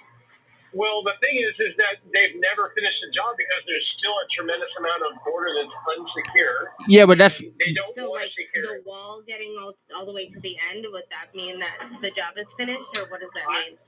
Well, I think that they need to secure the border 100% and stop talking about it.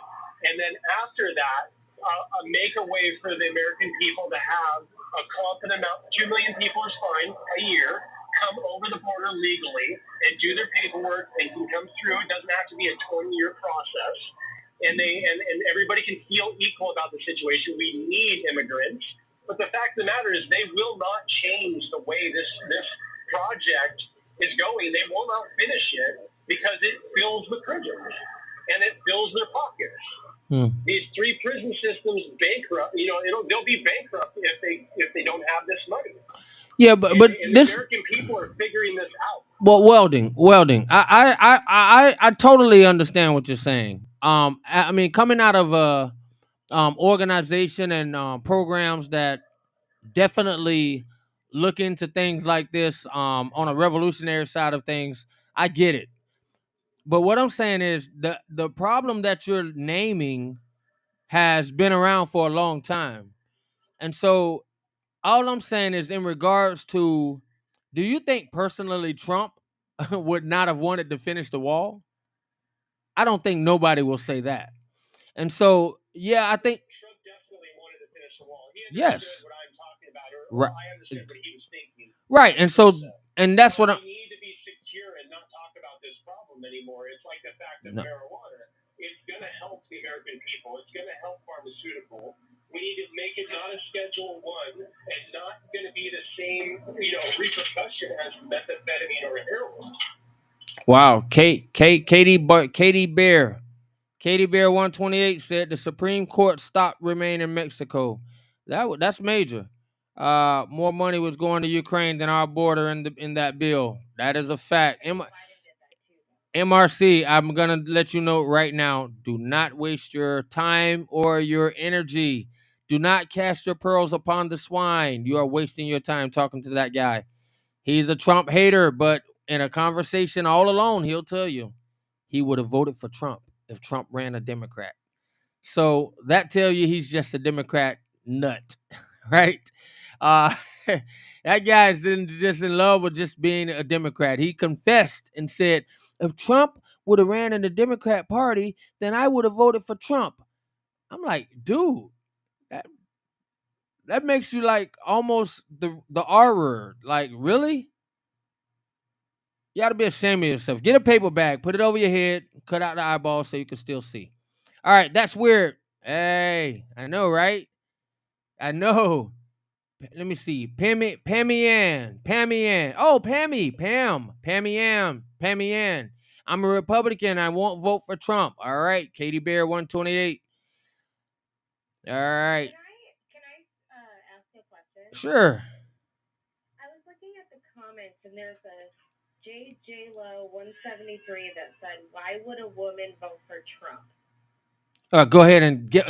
Hey, I tell you what, Taryn, give it to him.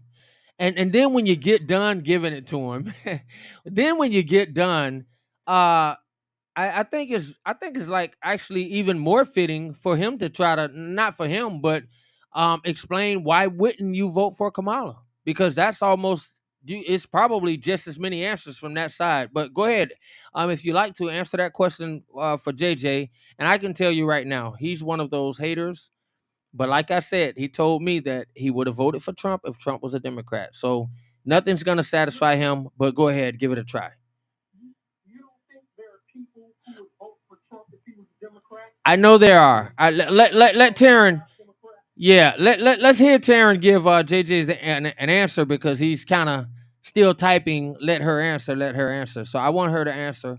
And it might be other people that answer might be beneficial to as well. So the guy wants to know, why would a woman vote for Donald Trump? Taryn's gonna answer that. Go ahead, Taryn.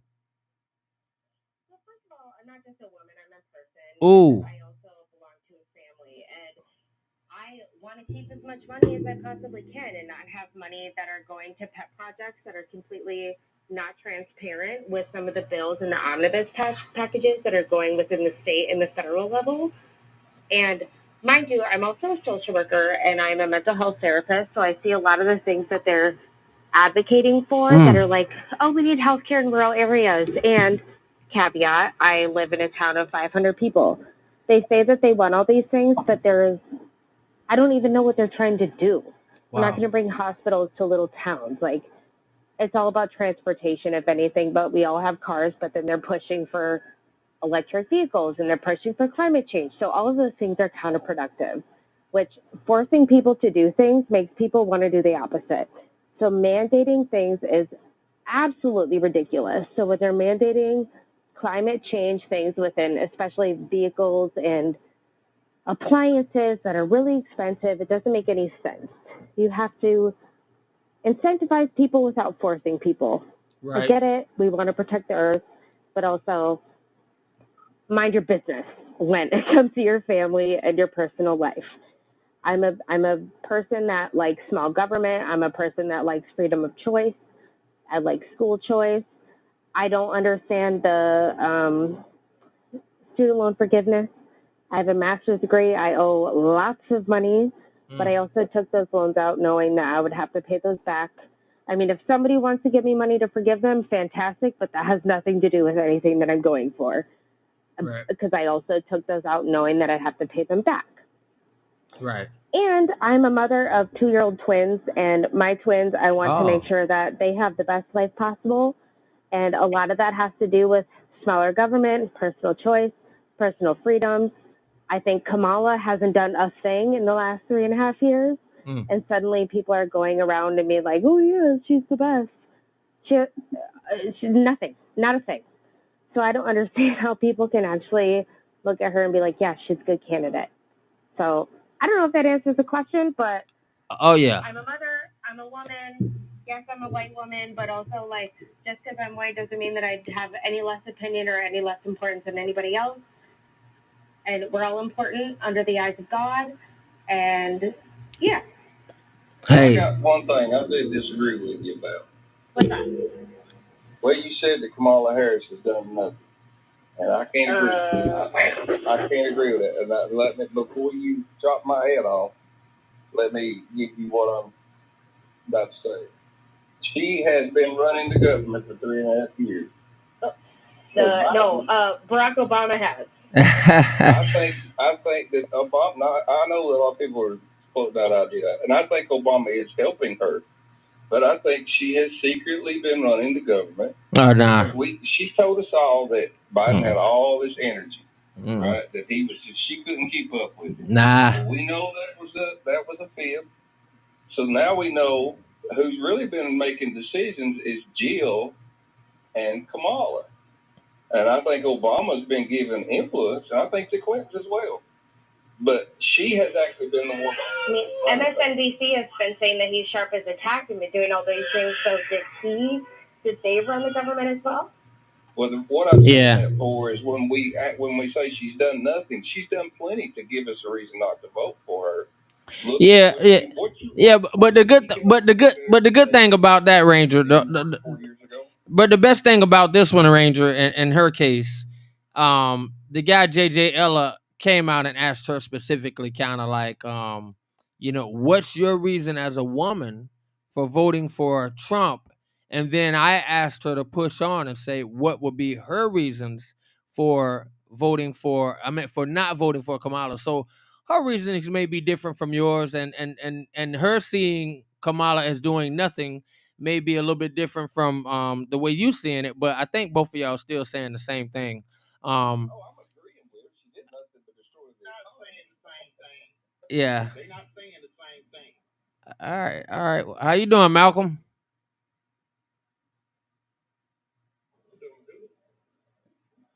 Yeah, how you doing? Doing good. Doing a little good. Oh, okay. All right. Doing fantastic. Just making sure.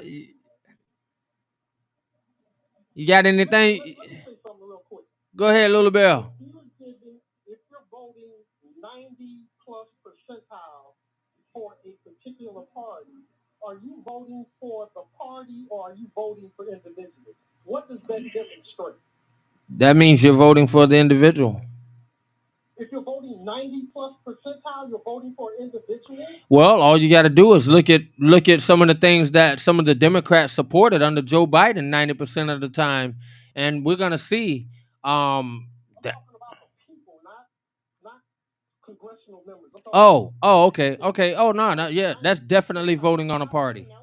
That's People are doing that across the board. We know that black people vote 90 plus percentile for the Democratic Party. Yeah. And I'm saying when they do that, are they voting for the party? They voting for the party.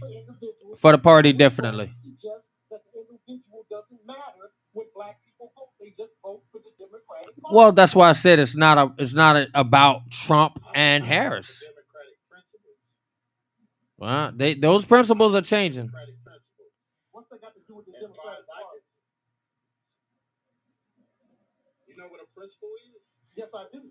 That's why I asked you what's that got to do with what I said. Blue Water Smurf. Democratic principle is? What does that mean? I've heard a lot of irrelevant conversation, but I'm here to say I'm a Democrat and I support Kamala Harris. Okay. President, and I've really been listening, and I heard the person just spoke to another person. She stood up there and gave a dialogue for over 2 minutes and said absolutely nothing. Then when it came down to talking about hospitals in a rural area, she didn't even support that. Actually, hold on 1 second, sir. Hold on, Malcolm. Can I finish my point? I didn't interrupt you. Actually, you can't. You can finish it somewhere else. Nobody on here has been rude, and particularly, I didn't really think that was called for. I think she said a lot, and more than anything, as I just said, how can you ask somebody a personal question, which somebody did? She was the only person on this feed fitting to answer because she was the woman, and somebody wanted to know how a woman was voting for Trump. Taryn stepped up, got on the feed and answered instead of kept on typing with her fingers like some people do. And so whatever her answer was, she said something. So don't get on here saying she didn't say something because you don't agree with it and then think you're supposed to carry on with your conversation. No, man. This is a conversation. It's not an argument. And it's definitely not a place where the Democrats get to rule what's said. Ain't no fact checking on here until you counsel me. Then we'll come back and we'll do it the same way. I appreciated what Terrence said, and that's what it is. That's all to that. This dude got on here. He was rude. What they're trying to get you to go to fall in is the choice thing, taking away a woman's rights. But what blows, my wife brought up something this morning that I didn't think about. She said, they talk about that all the time, but what about our rights when it comes to what she saw in that boxing match? Yeah, it's. She was like, they talk about taking our rights. She said, we fought years to have sports. Yep. They're taking it away from us. And, she said, I know one of her girlfriends, her little girl is trying to get into college through a scholarship, and she's getting beat out by trans. And so she's not going to get that college scholarship because of that trans girl. And that's not right, man, because then that biological female girl that has worked hard to try to get that scholarship is going to get beat out by a man. Yeah. Yeah. I just heard Riley Gaines. I just. The whole, like my body, my choice. Who raised you? They're also the same people that mandated I don't know what's allowed on TikTok anymore, but yeah, it's getting kind of crazy. Or whatever. Like, how can you say that we're allowed to have rights with that when you're the same people that said that has to be mandated in order to work and to provide for your family? But it's so hypocritical. Yeah. Yeah. I'll tell you what I think on that one, and I've always said this, and I ain't trying to take over your life. After this, I want to welcome Blue Water to the feed and see what's on Blue Water's mind. I know she's been typing some good stuff, so definitely welcome and thank you for coming up. Ranger, what was you saying, my friend? I'm just saying that I think it's population control. It's the government's been trying to do this for years, man. Look, y'all ever watch the movie Snow? Yeah. If you look, they tried. They've been population control through drugs. Now they try to do population control through the AV. This is just the way they're using. They do it. I guarantee you, there's a cure for cancer, and they don't want to let it out because guess what? Then they can't control how many. And Kamala, I seen a statement where she said, I don't know, somebody played that the other day, that she made a statement, something to the thing when we depopulate America, things will be better. So she wanted to get rid of some of it. What's that all about? Oh yeah. Do you know that Bill Gates talks about this constantly? And he owns the largest water they don't even hide it, man. In the world, Ecolab. Yeah. Yeah, I've heard about that. Yeah. That man's evil, man. He's up to something. Yeah, they don't even hide it anymore. Blue Water, how you doing? I'm doing good. I was just waiting my turn. I'm just listening right now. And I saw it and I appreciate it. I saw even the stuff that you've been, putting in the feed, and patiently waited. So, hey, welcome to the feed. How you doing today? I'm doing good. I was just, for one, when I vote with morals and integrity on a business perspective. Okay. Right? Because yes, ma'am. America is incorporated. And if you go sit at an executive office for a job interview and you start twerking on your executive's desk, I was trying to figure out when you get that job. That's all I got to say about that part. Because let me tell you, a woman, a single mom, raising 4 kids, not living off the government, not going after my baby's daddy for child support, making my own way as a woman with integrity like every person should do. In my opinion, if you want to hold your responsibilities and obligations, you're up to pay, right? Right. So America's incorporated.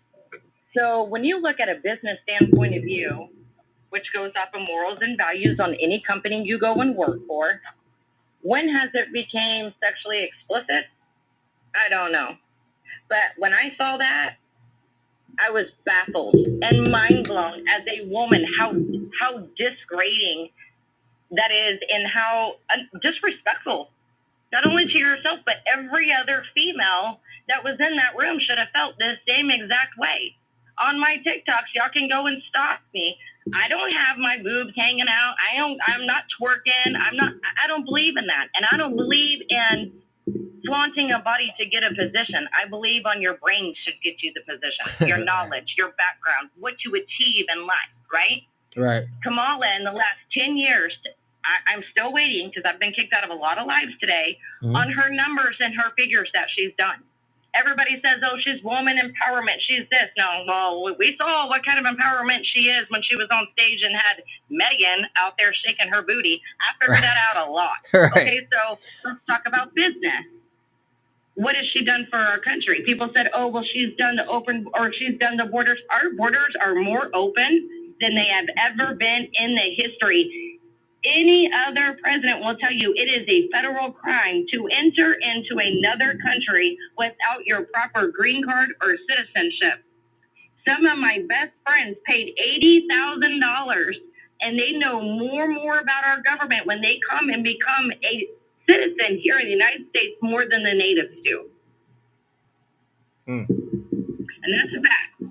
So for our border policy, and I'm out in South Texas, they are coming in through the thousands, carrying AK-47s, busting our gates, tearing up our land, coming into your house. And guess what? You're not allowed to shoot them. Did y'all know that? Wow. You're not allowed to protect your property. Intellectual. You are to call. If they do not do anything on your property and they cross by, you can call, and they can tell them to get on the other side of the road, but that's all they can do. Oh, now, wow. if they bust your property and you call, then they can take him in for destruction of property. And then what happens after that? They're let back out on the streets again. So yes, our administration has failed us, beyond failed us. And I don't care if it was under whoever, it's not being fixed at all. Amen. All right. As far as Big Pharma goes, I caught SARS in 2014. I became a big-time medical researcher, okay? Big Pharma plays a game here in the corporation of the United States, and it's a big monopoly. Yes, they've had a cure for cancer for many years. MRC is giving the Dukes out. They can't cure it because Big Pharma will lose money. What is the number one monopoly that makes our economy grow in the United States? Healthcare. Yeah. If you fix healthcare and you fix all these problems, they fall. What people also don't understand is under the Obama administration, do you know anything about Flynn or what happened with Flynn and his family? He was a military on top reserve. Yeah. He was the one that was the head of the NSA, getting the checks from our own government on what was going on overseas. Yeah, Does anybody know? Yeah, we know about Flynn. Yeah. Well, what about Flynn? Okay. We all know that he lost his job and that our government went after his family, right? Right. Okay. When Trump got into office, there was two people that Obama told him that he couldn't trust. Do you know what those two people were? No, I don't. Michael Flynn It was and Flynn and it was Putin. Putin. So what Are did you sure it Trump wasn't do? Kim Jong-un? Oh yeah. So what did Trump do? He went and made amends with Putin, did some business dealings, hired Flynn, and asked him if he wanted to be ahead. Do you know why they're after Trump so hard? Well, I can sit probably a lot of reasons. I don't think nobody knows the one reason. But you know, you can say your opinion, definitely. So, well, my opinion is the fact that he put Flynn back in office ahead of the NSA where he started from. Oh, and that yeah. became a big problem. Oh yeah, definitely a big problem. It's probably a lot more than that as well. I want to get Dave Wiggle in. I can't talk about that's going on as well too, but yes, that's Yeah. a big part of it. And Yeah. now I want to get I want to get Dave Wiggle and see what he's what he wanted to bring to the feed, and appreciate him coming up. And I definitely appreciate what you had to say, Blue Water. Dave. I appreciate y'all letting me talk, even though there's two sides, because I do believe that the red bird and blue bird are connected, and not being judged or blocked or hateful speech or whatever you want to call it, because our country is falling apart. And I think that even with two people that have different views can still get along at the end of the day. Oh yeah, And definitely. for some reason on TikTok, it is not that way. Well, So you I do know. appreciate that. Yeah. I mean, you got to remember this, Blue Water. People, whether they're on TikTok, Facebook, no matter where they are, church, out of church, some people are gonna have willing ignorance. It just makes them feel good. You hear a phrase that says "get in where you fit in," and for some people that means fake it till you make it. People are doing anything to be accepted, to feel accepted, and sometimes that means you didn't see what you just saw, you didn't hear what you just heard, and so hey. As long as you got God, you praying and you're feeling blessed, you're feeling good, you're feeling like you're doing the right things every day, that's all should matter. And everything else is gonna land the way it lands. You said it. It just takes a little bit of compassion Yeah, and a care for others to understand that you can see two points of view and still be okay at that's the end of it. the day. I actually don't think you're growing until you know how to do that. I mean, that's real. You just said a solid statement. I don't understand what happened. People used to be able to do that, but they can't anymore. How you doing, Dave Wiggle? We got a comment. Let me see. I haven't been doing my job.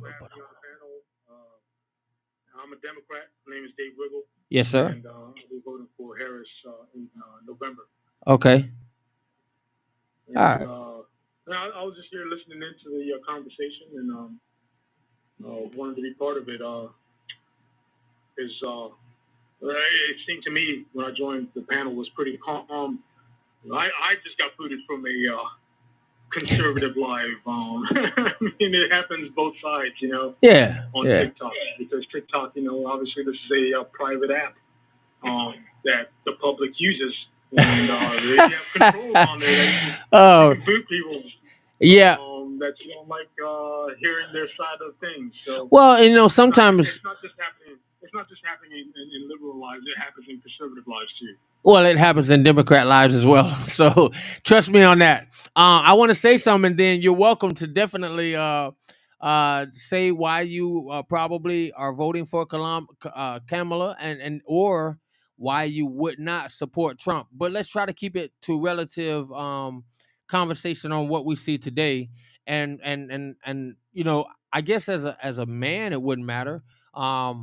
Why would you vote for her or support her at this time at all? First, I'm going to read a comment from Deja Vu, and I think it's perfect because this is exactly what's going on. Imagine you failing all of your, report grades, and every 3 months you get some type of grade or report at the job, and you go to your boss and you're saying, I haven't been doing my job, but I want to actually apply for this job and promise once I get the job, I will do better than the job that I already wasn't doing. This is Kamala Harris. By the way, the promotion. Well, now I'm actually reading a comment, and she didn't actually go into what she was talking about, but I think she's basically saying, um, I'm a I know I'm not doing the job I'm supposed to be doing now. That's what she said. But I want to apply for a promotion, a better job, a bigger job. And then I will do the better or bigger job, better than the job that I'm not doing. And so she basically definitely said this is a Kamala Harris word salad.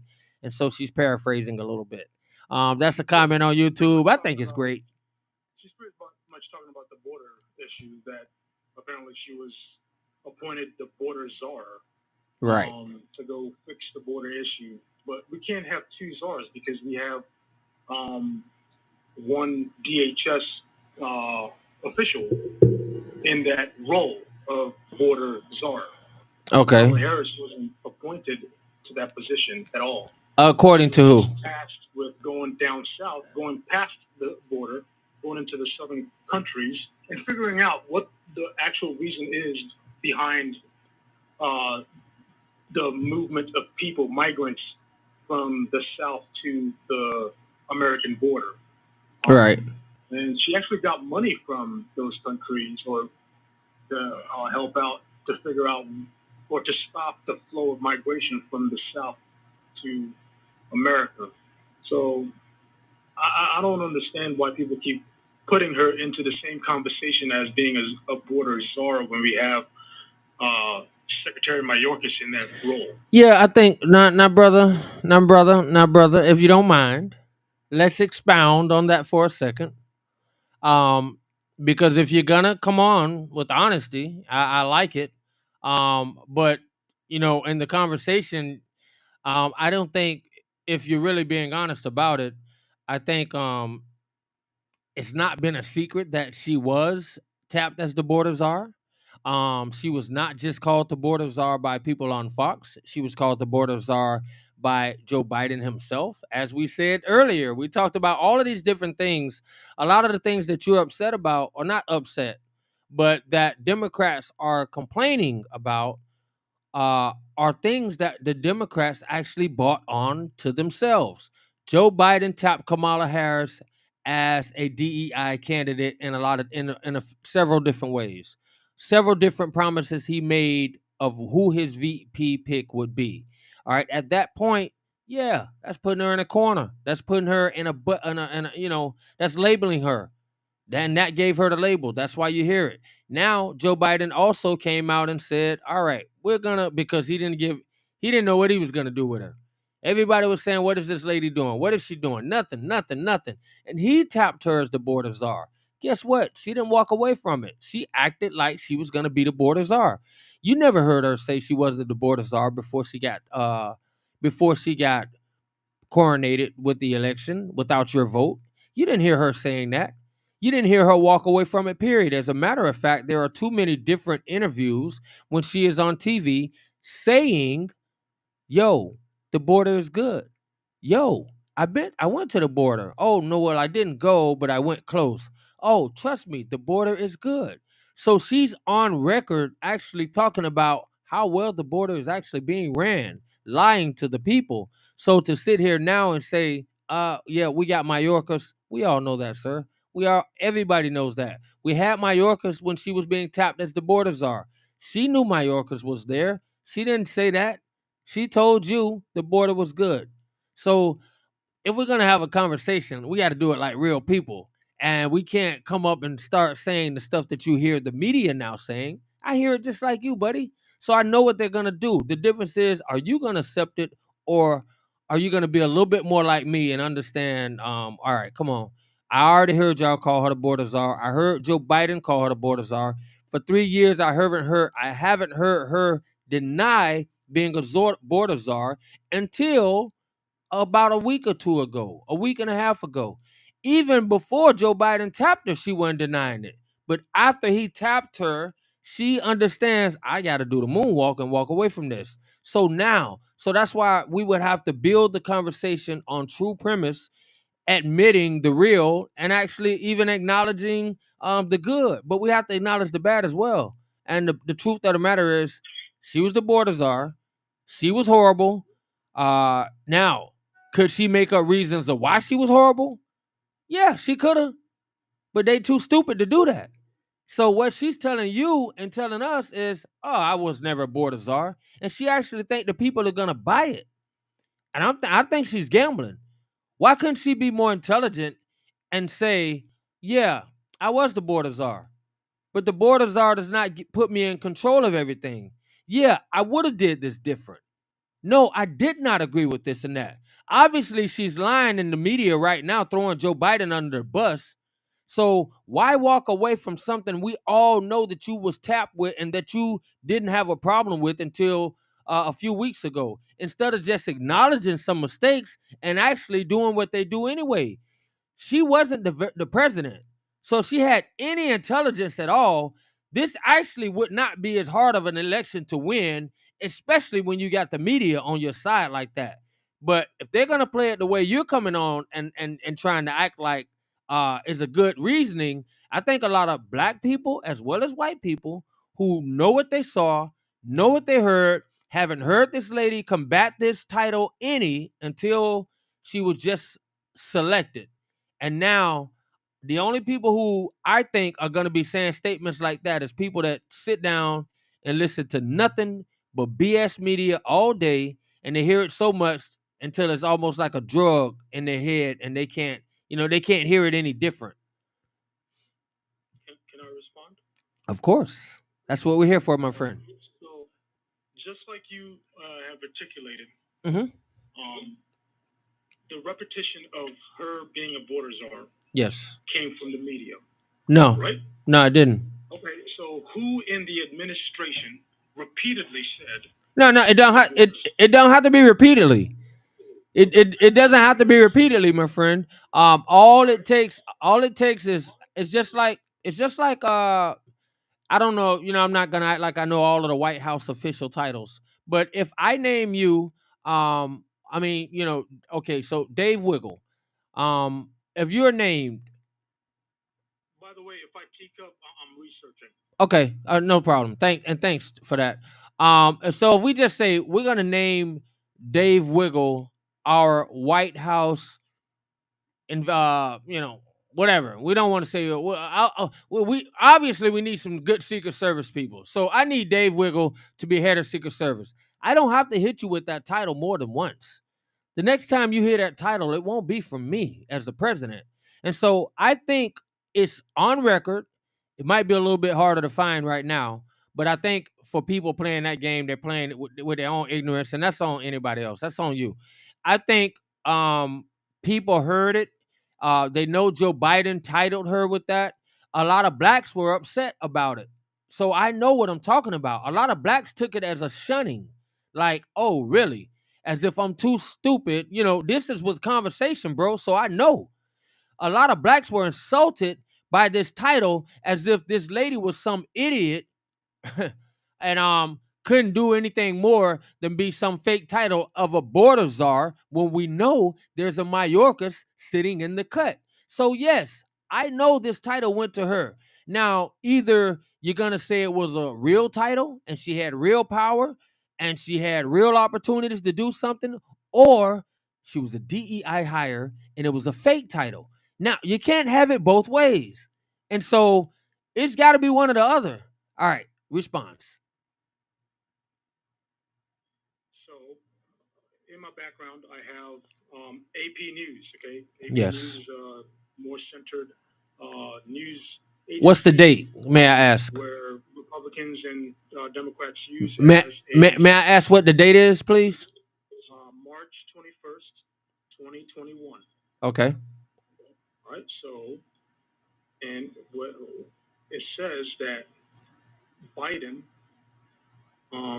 gave a responsibility, all right, to research and communicate with southern countries, South American countries, on the issues of migration. Now, Joe Biden had this role while he was vice president. They didn't name him a border czar. Literally, he replicated that role that he had when he was vice president and gave that same role to Kamala Harris. This came out literally months after they took office. Okay? So think about it. They took office in January of 2021. This is in March of 2021. By the way, they sent a bill to the Congress about border security. And at that time, obviously, in the Senate, you require 60 votes for it to pass. They couldn't gather 60 votes in the Senate in order for it to pass. But I believe also in the House, it couldn't pass. All right. The role of Vice President Harris wasn't to be a border czar specifically. It was to expand the I would say necessarily the breadth of DHS. Right. All right. By using the vice presidency to visit those countries and talk to their leadership.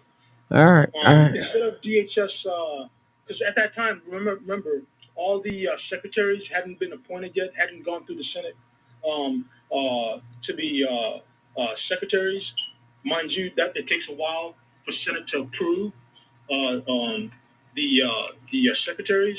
So he used Kamala Harris to visit those countries, just like he did while he was vice president. Now, on the issue of DEI hire, you had a candidate for president by the name of Tulsi Gabbard. If she was selected, wouldn't she be a DEI select for vice president? I mean, she is Hawaiian. She's from Hawaii. Why is she Hawaiian and Kamala's black? Wait, how is she? There was plenty of other candidates that he could have selected from. Look, Kamala Harris was. She didn't All right. Hey, my friend. Okay, all right, my friend. Let me read this to you because I see what you did. You got that from Washington Journal, right? What you say you got that from? AP News. All right, so I didn't like your. Hold on, my friend. Hold on, because I'll listen to you in the AP News for a second. Now, my viewers only probably on Facebook and Twitter can see this, but I have now pulled up something from Congress.gov. Okay, it's a little bit different. My friend. And so I'm gonna share this. Wait a minute, my friend. I mean, goodness gracious, just hold on a second, man. Yeah, I want to share this, and let me see. It says March in the House of Representatives. It goes on to talk about the whole situation there, but we'll get to the resolution because the resolution is what matters. Whereas on March 24th, what date were you reading from? See, the reason why I say that because this is the same date, but the difference is what you did is you read a breakdown of what I'm reading, but your breakdown came from a print. Your breakdown came from whoever you said it, Wall Street Journal, Washington Post, whoever you just read off. That is where your breakdown. Okay, but my point is you read a breakdown. I'm reading the actual document from Congress.gov. And the bottom line is whatever you think, I'm reading it right now. And it says expressing the sense of the House of Representatives. You know who run the House right now, my friend? Right now, it's Republicans. All right. Expressing the sense of the House of Representatives that Vice President Kamala Harris should be removed from her position as head of the Biden administration. Whereas on March 24th, 2021, Vice President Kamala Harris was named border czar in charge of leading efforts, STEM migration. That's the same thing you just said, right? But you read it from where? Can you show that? No, yeah, I can. All you got to do is go to Congress.gov. I can't show it to you. Hold on. I can't show it to you because you're on TikTok. I can share the page to .com. I'm already sharing it. Hold on. I'm actually not. I'm actually trying to as I speak. And so I'm already sharing it. It's on Twitter if you want to go to Twitter. And so I am sharing it on my feed and TikTok and Facebook and Twitch. And so but I wanted to make clear to you because you said it yourself that you were reading a newspaper publication. And I wanted you to know that I saw the same thing from a print of Congress.gov. So it gave me all of the details. So what you're reading is something that probably helps you feel comfortable with your narrative. And it has nothing to do with what we're talking about. We're not trying to feel comfortable with each other's narrative. We're just trying to stick to facts. And the fact of the matter is, you're still trying to give a different, but you're still trying to give a different definition to this lady's title and what she should have been doing, or Kamala Harris's title and what she should have been doing and what she did and did not do. And that's the crazy thing to me, how so many people can actually defend things that she didn't even try to defend. She didn't say any of the things that you're saying. I know what you're saying, brother. Look, Oh, okay. on that document, what is the date? Complete date. Well, I just told you. What is it? March 24th of what year? 2021. Nope, 2024. I'm looking at it right now. Well, I'm looking at it right now too. Go, brother, resolution. Go to the resolution. Resolution, my brother. HR 1371. I said the resolution, my brother. I know. Okay. House Resolution 1371 on the top left, right? No. I don't know what you're talking about right now. Okay. I know. 118th Congress, House Resolution 253. Don't listen. See, that's what I'm saying. Don't go and find your own documents and then try to tell me what I'm reading. See, we started out in a good conversation, and you trying to tell me you're reading the same thing as me, and you're not. So don't try to come on here embarrassing me. You're not reading what I'm reading. I just read it to you. The resolution. Whereas March 24th. H. Listen. H as in Herbert. Resolution 253.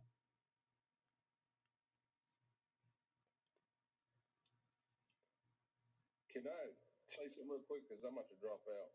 Yes. Bill wants to say something. Yes, sir. Yes, sir. I'm about to get out myself. I do believe that Kamala was given the duties to go down. Her job was to make things better at the border. Anybody denying that is just lying to themselves and the American public. Now, to the extent of this, though, here's the issue. It doesn't matter. The fact of it is the border got worse under the Democratic Party control.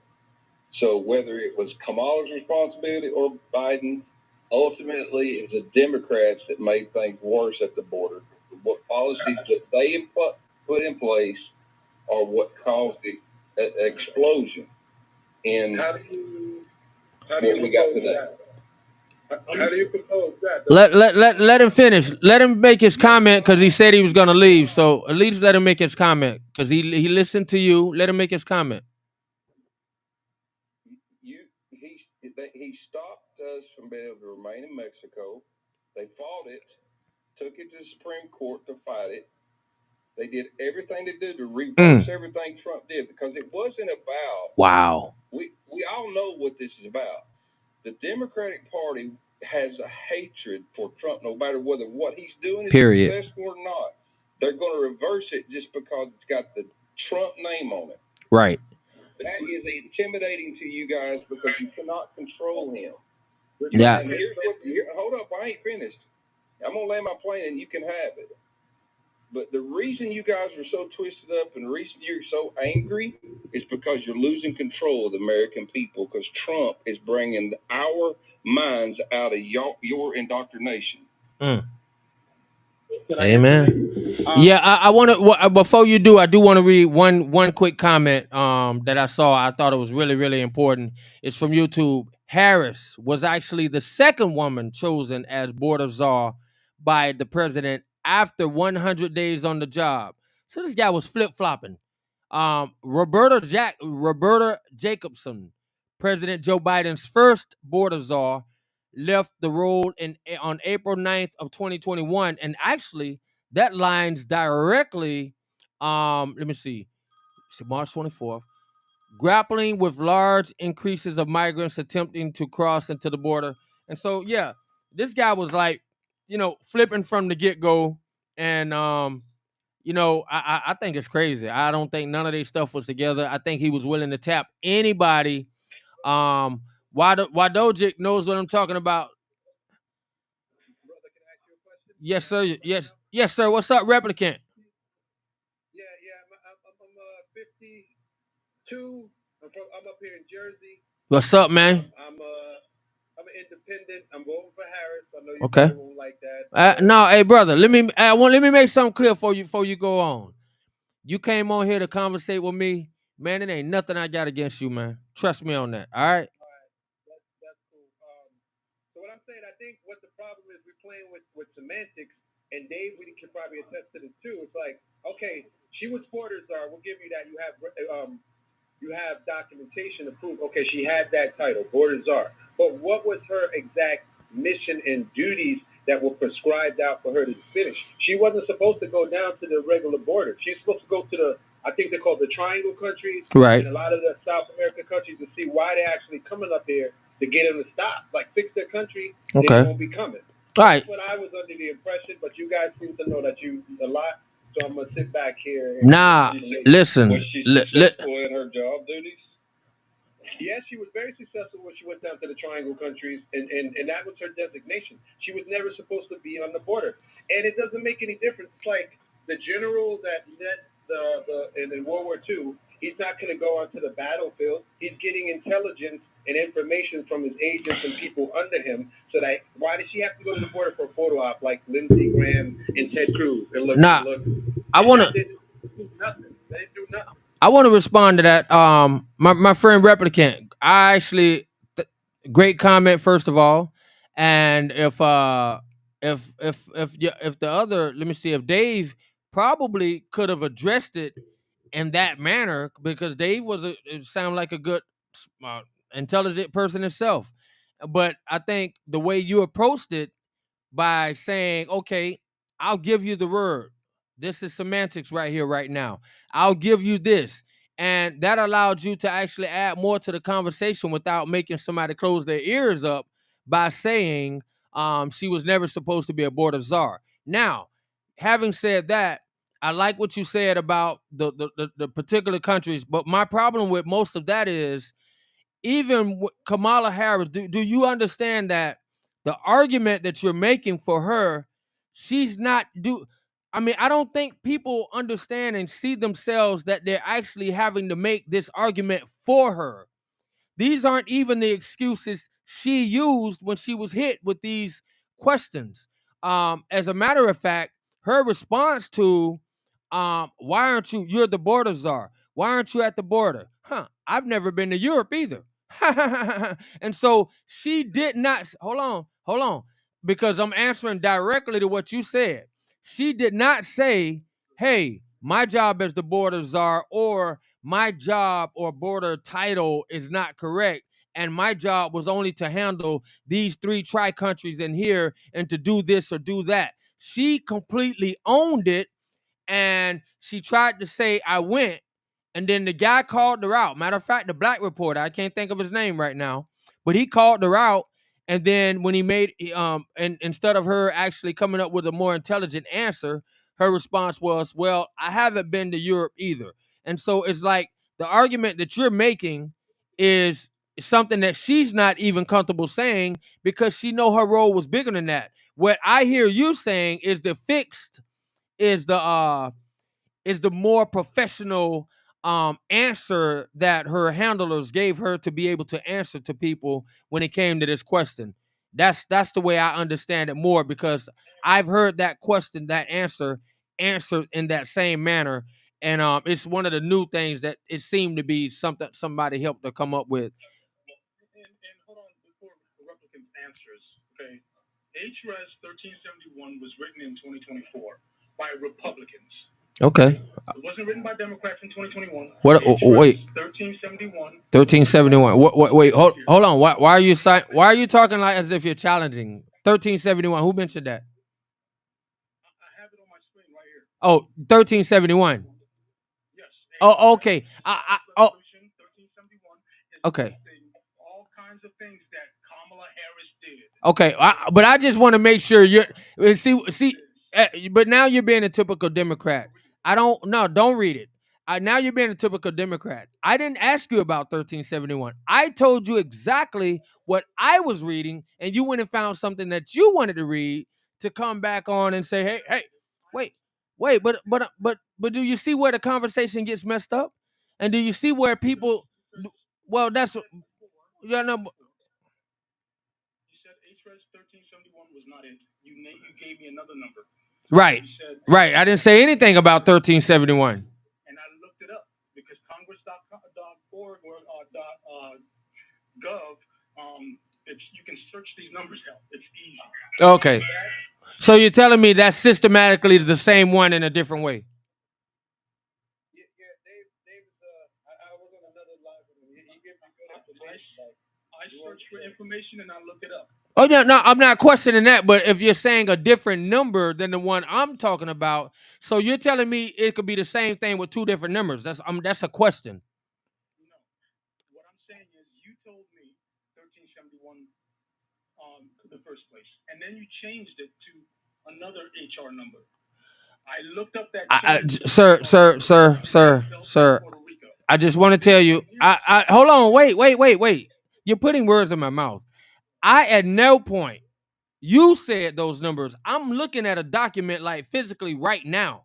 So it's no way I told you that. You tried to come up with some numbers. So I found the one and I told you exactly what it was. And then you were supposed to find it. Now you're telling me about 1371. That's something I never heard of. I told you HRES 253. That's what I said from the very beginning. As a matter of fact, I started looking it up because you looked it up. Yeah, I'm looking at it.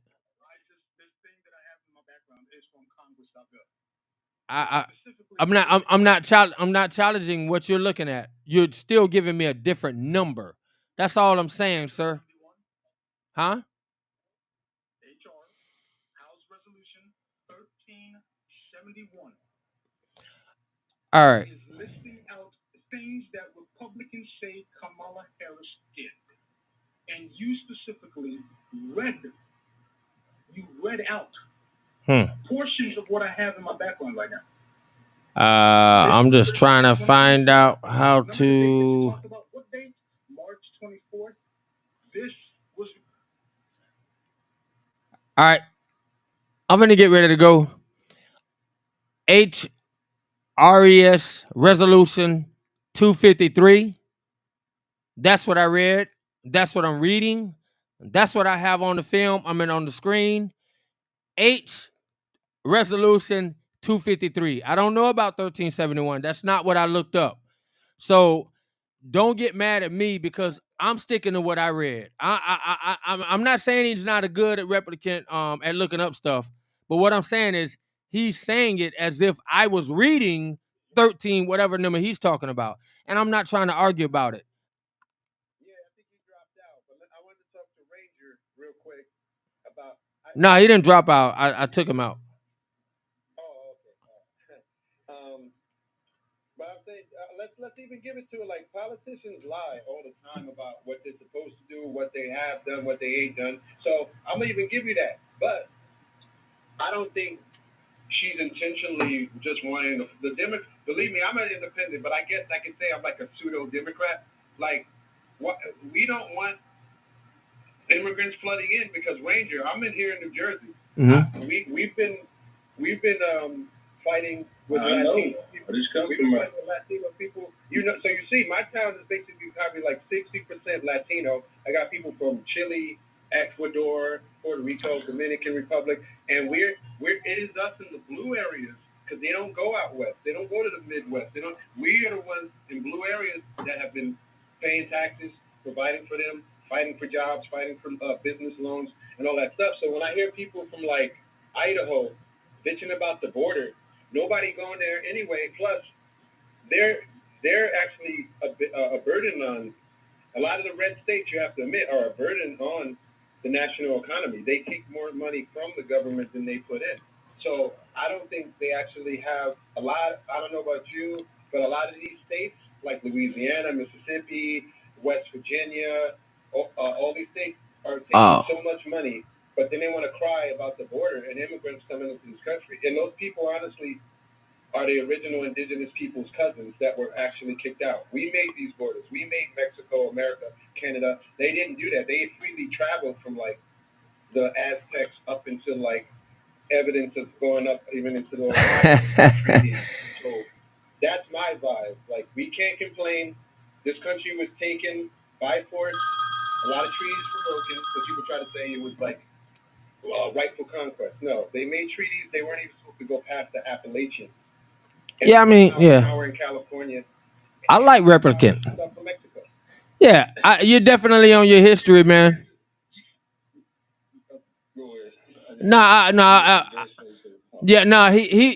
He did make a direct statement and responded directly to Rangers. So I'm gonna let you get it in. I do want to say real quick from YouTube,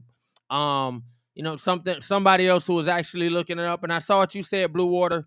I'll try my best to post this. Is that feed that I'm looking at is off Twitter, so I'll have to find out. It's congress.gov, but it's a picture on a Twitter page. I'll get that Twitter page. It's some conservative page. But I wanted to say, grappling with large increases of migrants attempting to cross into the U.S., the Los Angeles Times reported saying, quote, Biden's border czar is stepping down, then tapped Harris in March 2024. I meant to say March 24th, 2021. To get to the root, did she do that? What's the causes? What's the root causes and solutions presented since then? I don't know. Not much. Not much at all. Texas, I meant to say Rangers. See, I'm thinking about baseball. Texas Rangers. Ranger, you want to respond to what Replicant said? I like where Replicant's coming from. I can tell he's a fact finder. Probably a grassroots worker. He probably a grassroots guy, and that's good. Judging by some of the language I'm hearing. I tried, man. I had a brother that was quote unquote woke, the real woke. When they equate that to like transgender and all that stuff, that word was around in the 60s, and I meant that you were woke. Oh yeah, trust me, I'm with you, bro. I come from now. You know what I'm saying, right? Yes, sir. You're getting your mind right. You're getting your information, helping your people. That's what woke means. It doesn't mean transgender. It doesn't mean LGBT. Yeah, they took that word, man. I feel the right equates to try to lessen the message of what we're trying to truly do. Get what I'm saying? Yes. That's what But I'm here. I'm actually I'm tired of arguing, bro. I'm here to try to get with the Trump's. I feel the Republican Party has been co-opted by the Trump movement. There are real Republicans like Colin Powell and other dudes like that wanted to do stuff, and those guys have been pushed to the side, and now this radical insurrectionist movement now is taking it over. That's what I feel. Okay. That's what I feel. All right. Let me give you, because I'm an independent, and I'm hearing you, and I don't think you're really an independent. I think if you are calling yourself an independent, you're far left independent. And because I'm listening to you, and I'm really trying to listen to you objectively to hear your argument, but I hear a lot of what I hear from Democrats. And I think it might be for more because you live in New Jersey and you're around that a lot, because I travel a lot, and I just come back from Washington State. I've been in New York City many times with my business. I understand that going across this country, everybody has different perspectives. And so I'm not locked down to the area that I choose to live in. But I will say this, you can make all these arguments on both sides, but perception is reality. That is just fact. Whatever is perceived is reality to the people, period. Whoever's in charge.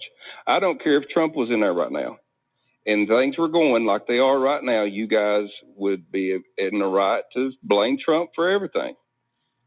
But right now, Trump is not in charge, and everybody has seen, and I have seen it in my business. I've seen it in my friends' businesses. We have seen such a stress on our economy because of policies of the Democrats. You see, the topic has been put on Kamala and Biden and Trump. I'm a policy guy. I'm an economic. Who's going to do two things? Who's going to protect this land from outside invaders and any of our national interest, and who's going to be best for our economy? I see one party that was in control, and now I'm talking about under Donald Trump at the time, 2016. I did not vote for him. I did not vote at all in 2016. I said that earlier because I did not like Hillary Clinton and I did not like Trump. I didn't like either of their personalities. I really stayed out of it because I didn't like personalities. But I realized something. I had to come to some self-truth about the second year into Trump's administration. My business was doing great. People around me were doing good. The stock market was doing good. 401ks were doing well. Unemployment was down as low as I'd seen it in years. And then when I seen gas prices in my area go from $4 to $1.89 a gallon, Yeah. I was in shock by all of it. I'll be honest. But I realized when I seen that maybe I need to look at this a different way, because I was looking for a politician. Now I've got a man running the country that has operated businesses, understands P&Ls, understands profits and loss, understands what grows an economy and what grows a business. If you can't grow a business if you don't have a sales department to market your business, Trump understood he needed to market the United States to the world, so he started drilling, selling our fuel over to other countries. Instead of we buying, we become the producer, right? Yeah, he did a lot. I watched a complete flip when COVID, C-19 hit. I seen mistakes on both sides. I seen Trump make a mistake because he tried to downplay it, because I think in his mind he was trying to keep people from panicking. Right. And that's the president. That was his job, to be honest. The very opposite of the party go and start trying to say that when he was saying, I'm going to shut down anybody coming in from China. I don't want anybody coming in here. They started throwing out the R word because of that. And then Nancy Pelosi ran straight down to Chinatown, and she started, her trying to defend the Chinese, thinking that, hold on now, I'll land my plane. Just let me land my plane. Okay, go ahead. Then after that took place, everybody voted Trump out because we all blamed Trump for the situation. Okay. Then Biden steps in, and Harris. Okay. First thing, what did they do? They went from telling everybody, do not take this because it's been warp speed and it's not been approved by the FDA, to all of a sudden it is mandated to the complete world. And then I'm having to get a paperwork from my employees that they're essential to be out there working, or I've got to shut my business down. Now that crippled my business. Not only that, I had people working for me at the time that their parents got the C word, and they couldn't go say goodbye to their parents because guess what? It was mandated at the local hospital level there. You couldn't go see your family members. I seen the economy tank, and then the worst thing that I seen under the Biden administration.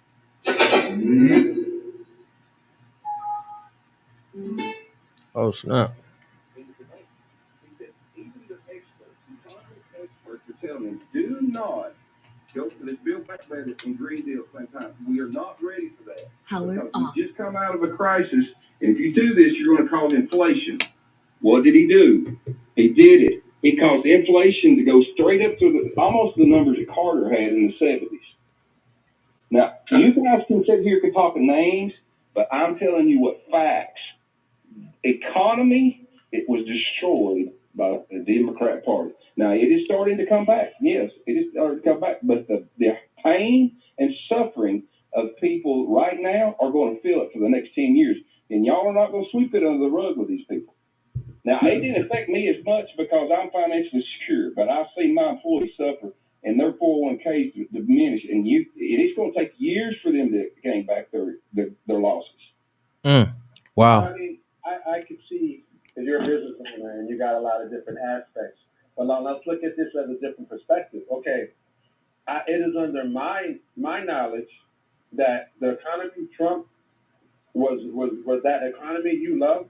That was a byproduct from Obama. He didn't do. Come on, man. You know better than that, man. You know better than that. He did those tax cuts, right?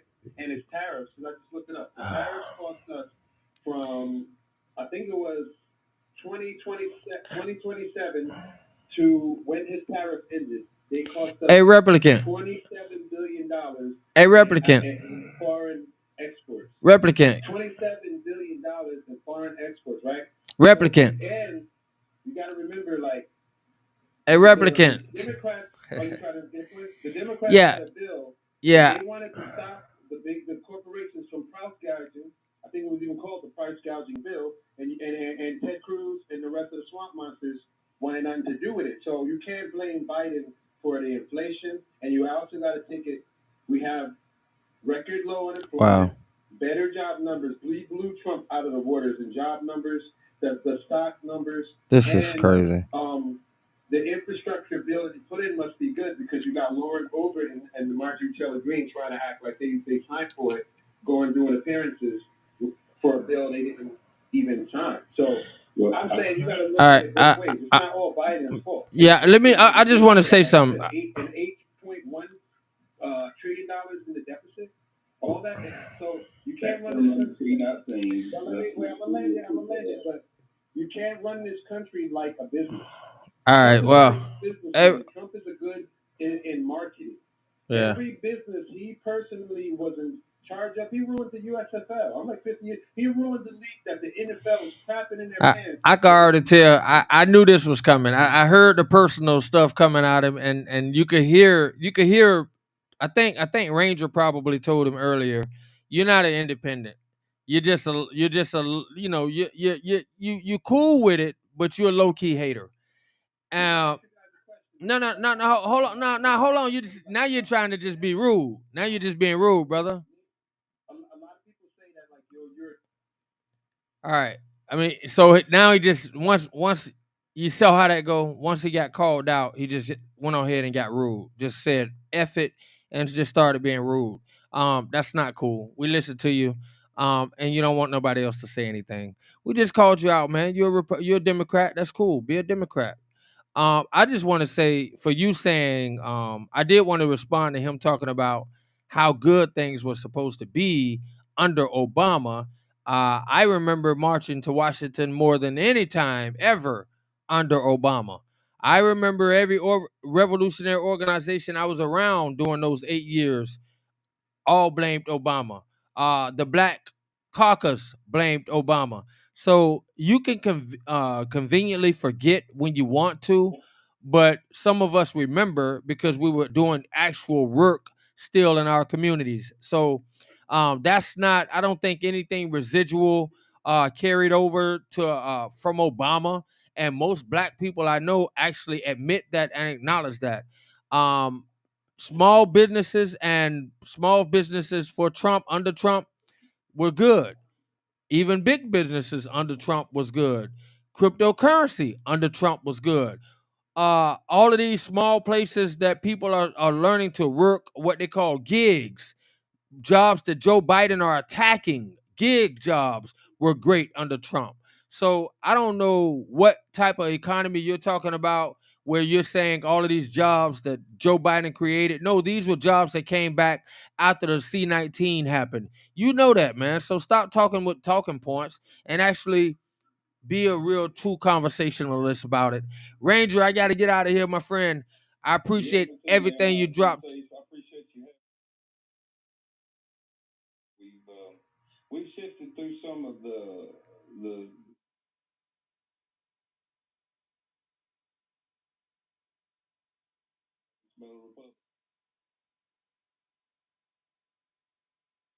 been out there calling them out on it.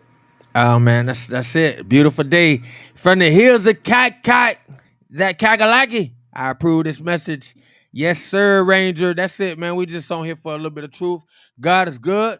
And that's it, man. We're finna get out of here. YouTube Nation, Twitch, and Facebook. And TikTok. We out, man. If we can do something tomorrow in our days, man, do our best to bless somebody with a good word. If you got a morsel to give them, bless them with that too. Make them look up and say, wow, God is good. He knew I needed that. And you might be that vessel. Y'all have a good night or a good morning, depending on where you may be at, man. We'll talk again soon. Out. Peace out. Thank you. Thank you, Iceman. Thank you, Travis. Blue Water. Even the guys that disagree. Water like fire. Republican RME, Dale, anybody, all of y'all, man, I appreciate it. And we'll do it again. Travis, that's what's up. Boom. Definitely my YouTube people, TikToks, Twitch, Facebook. We out.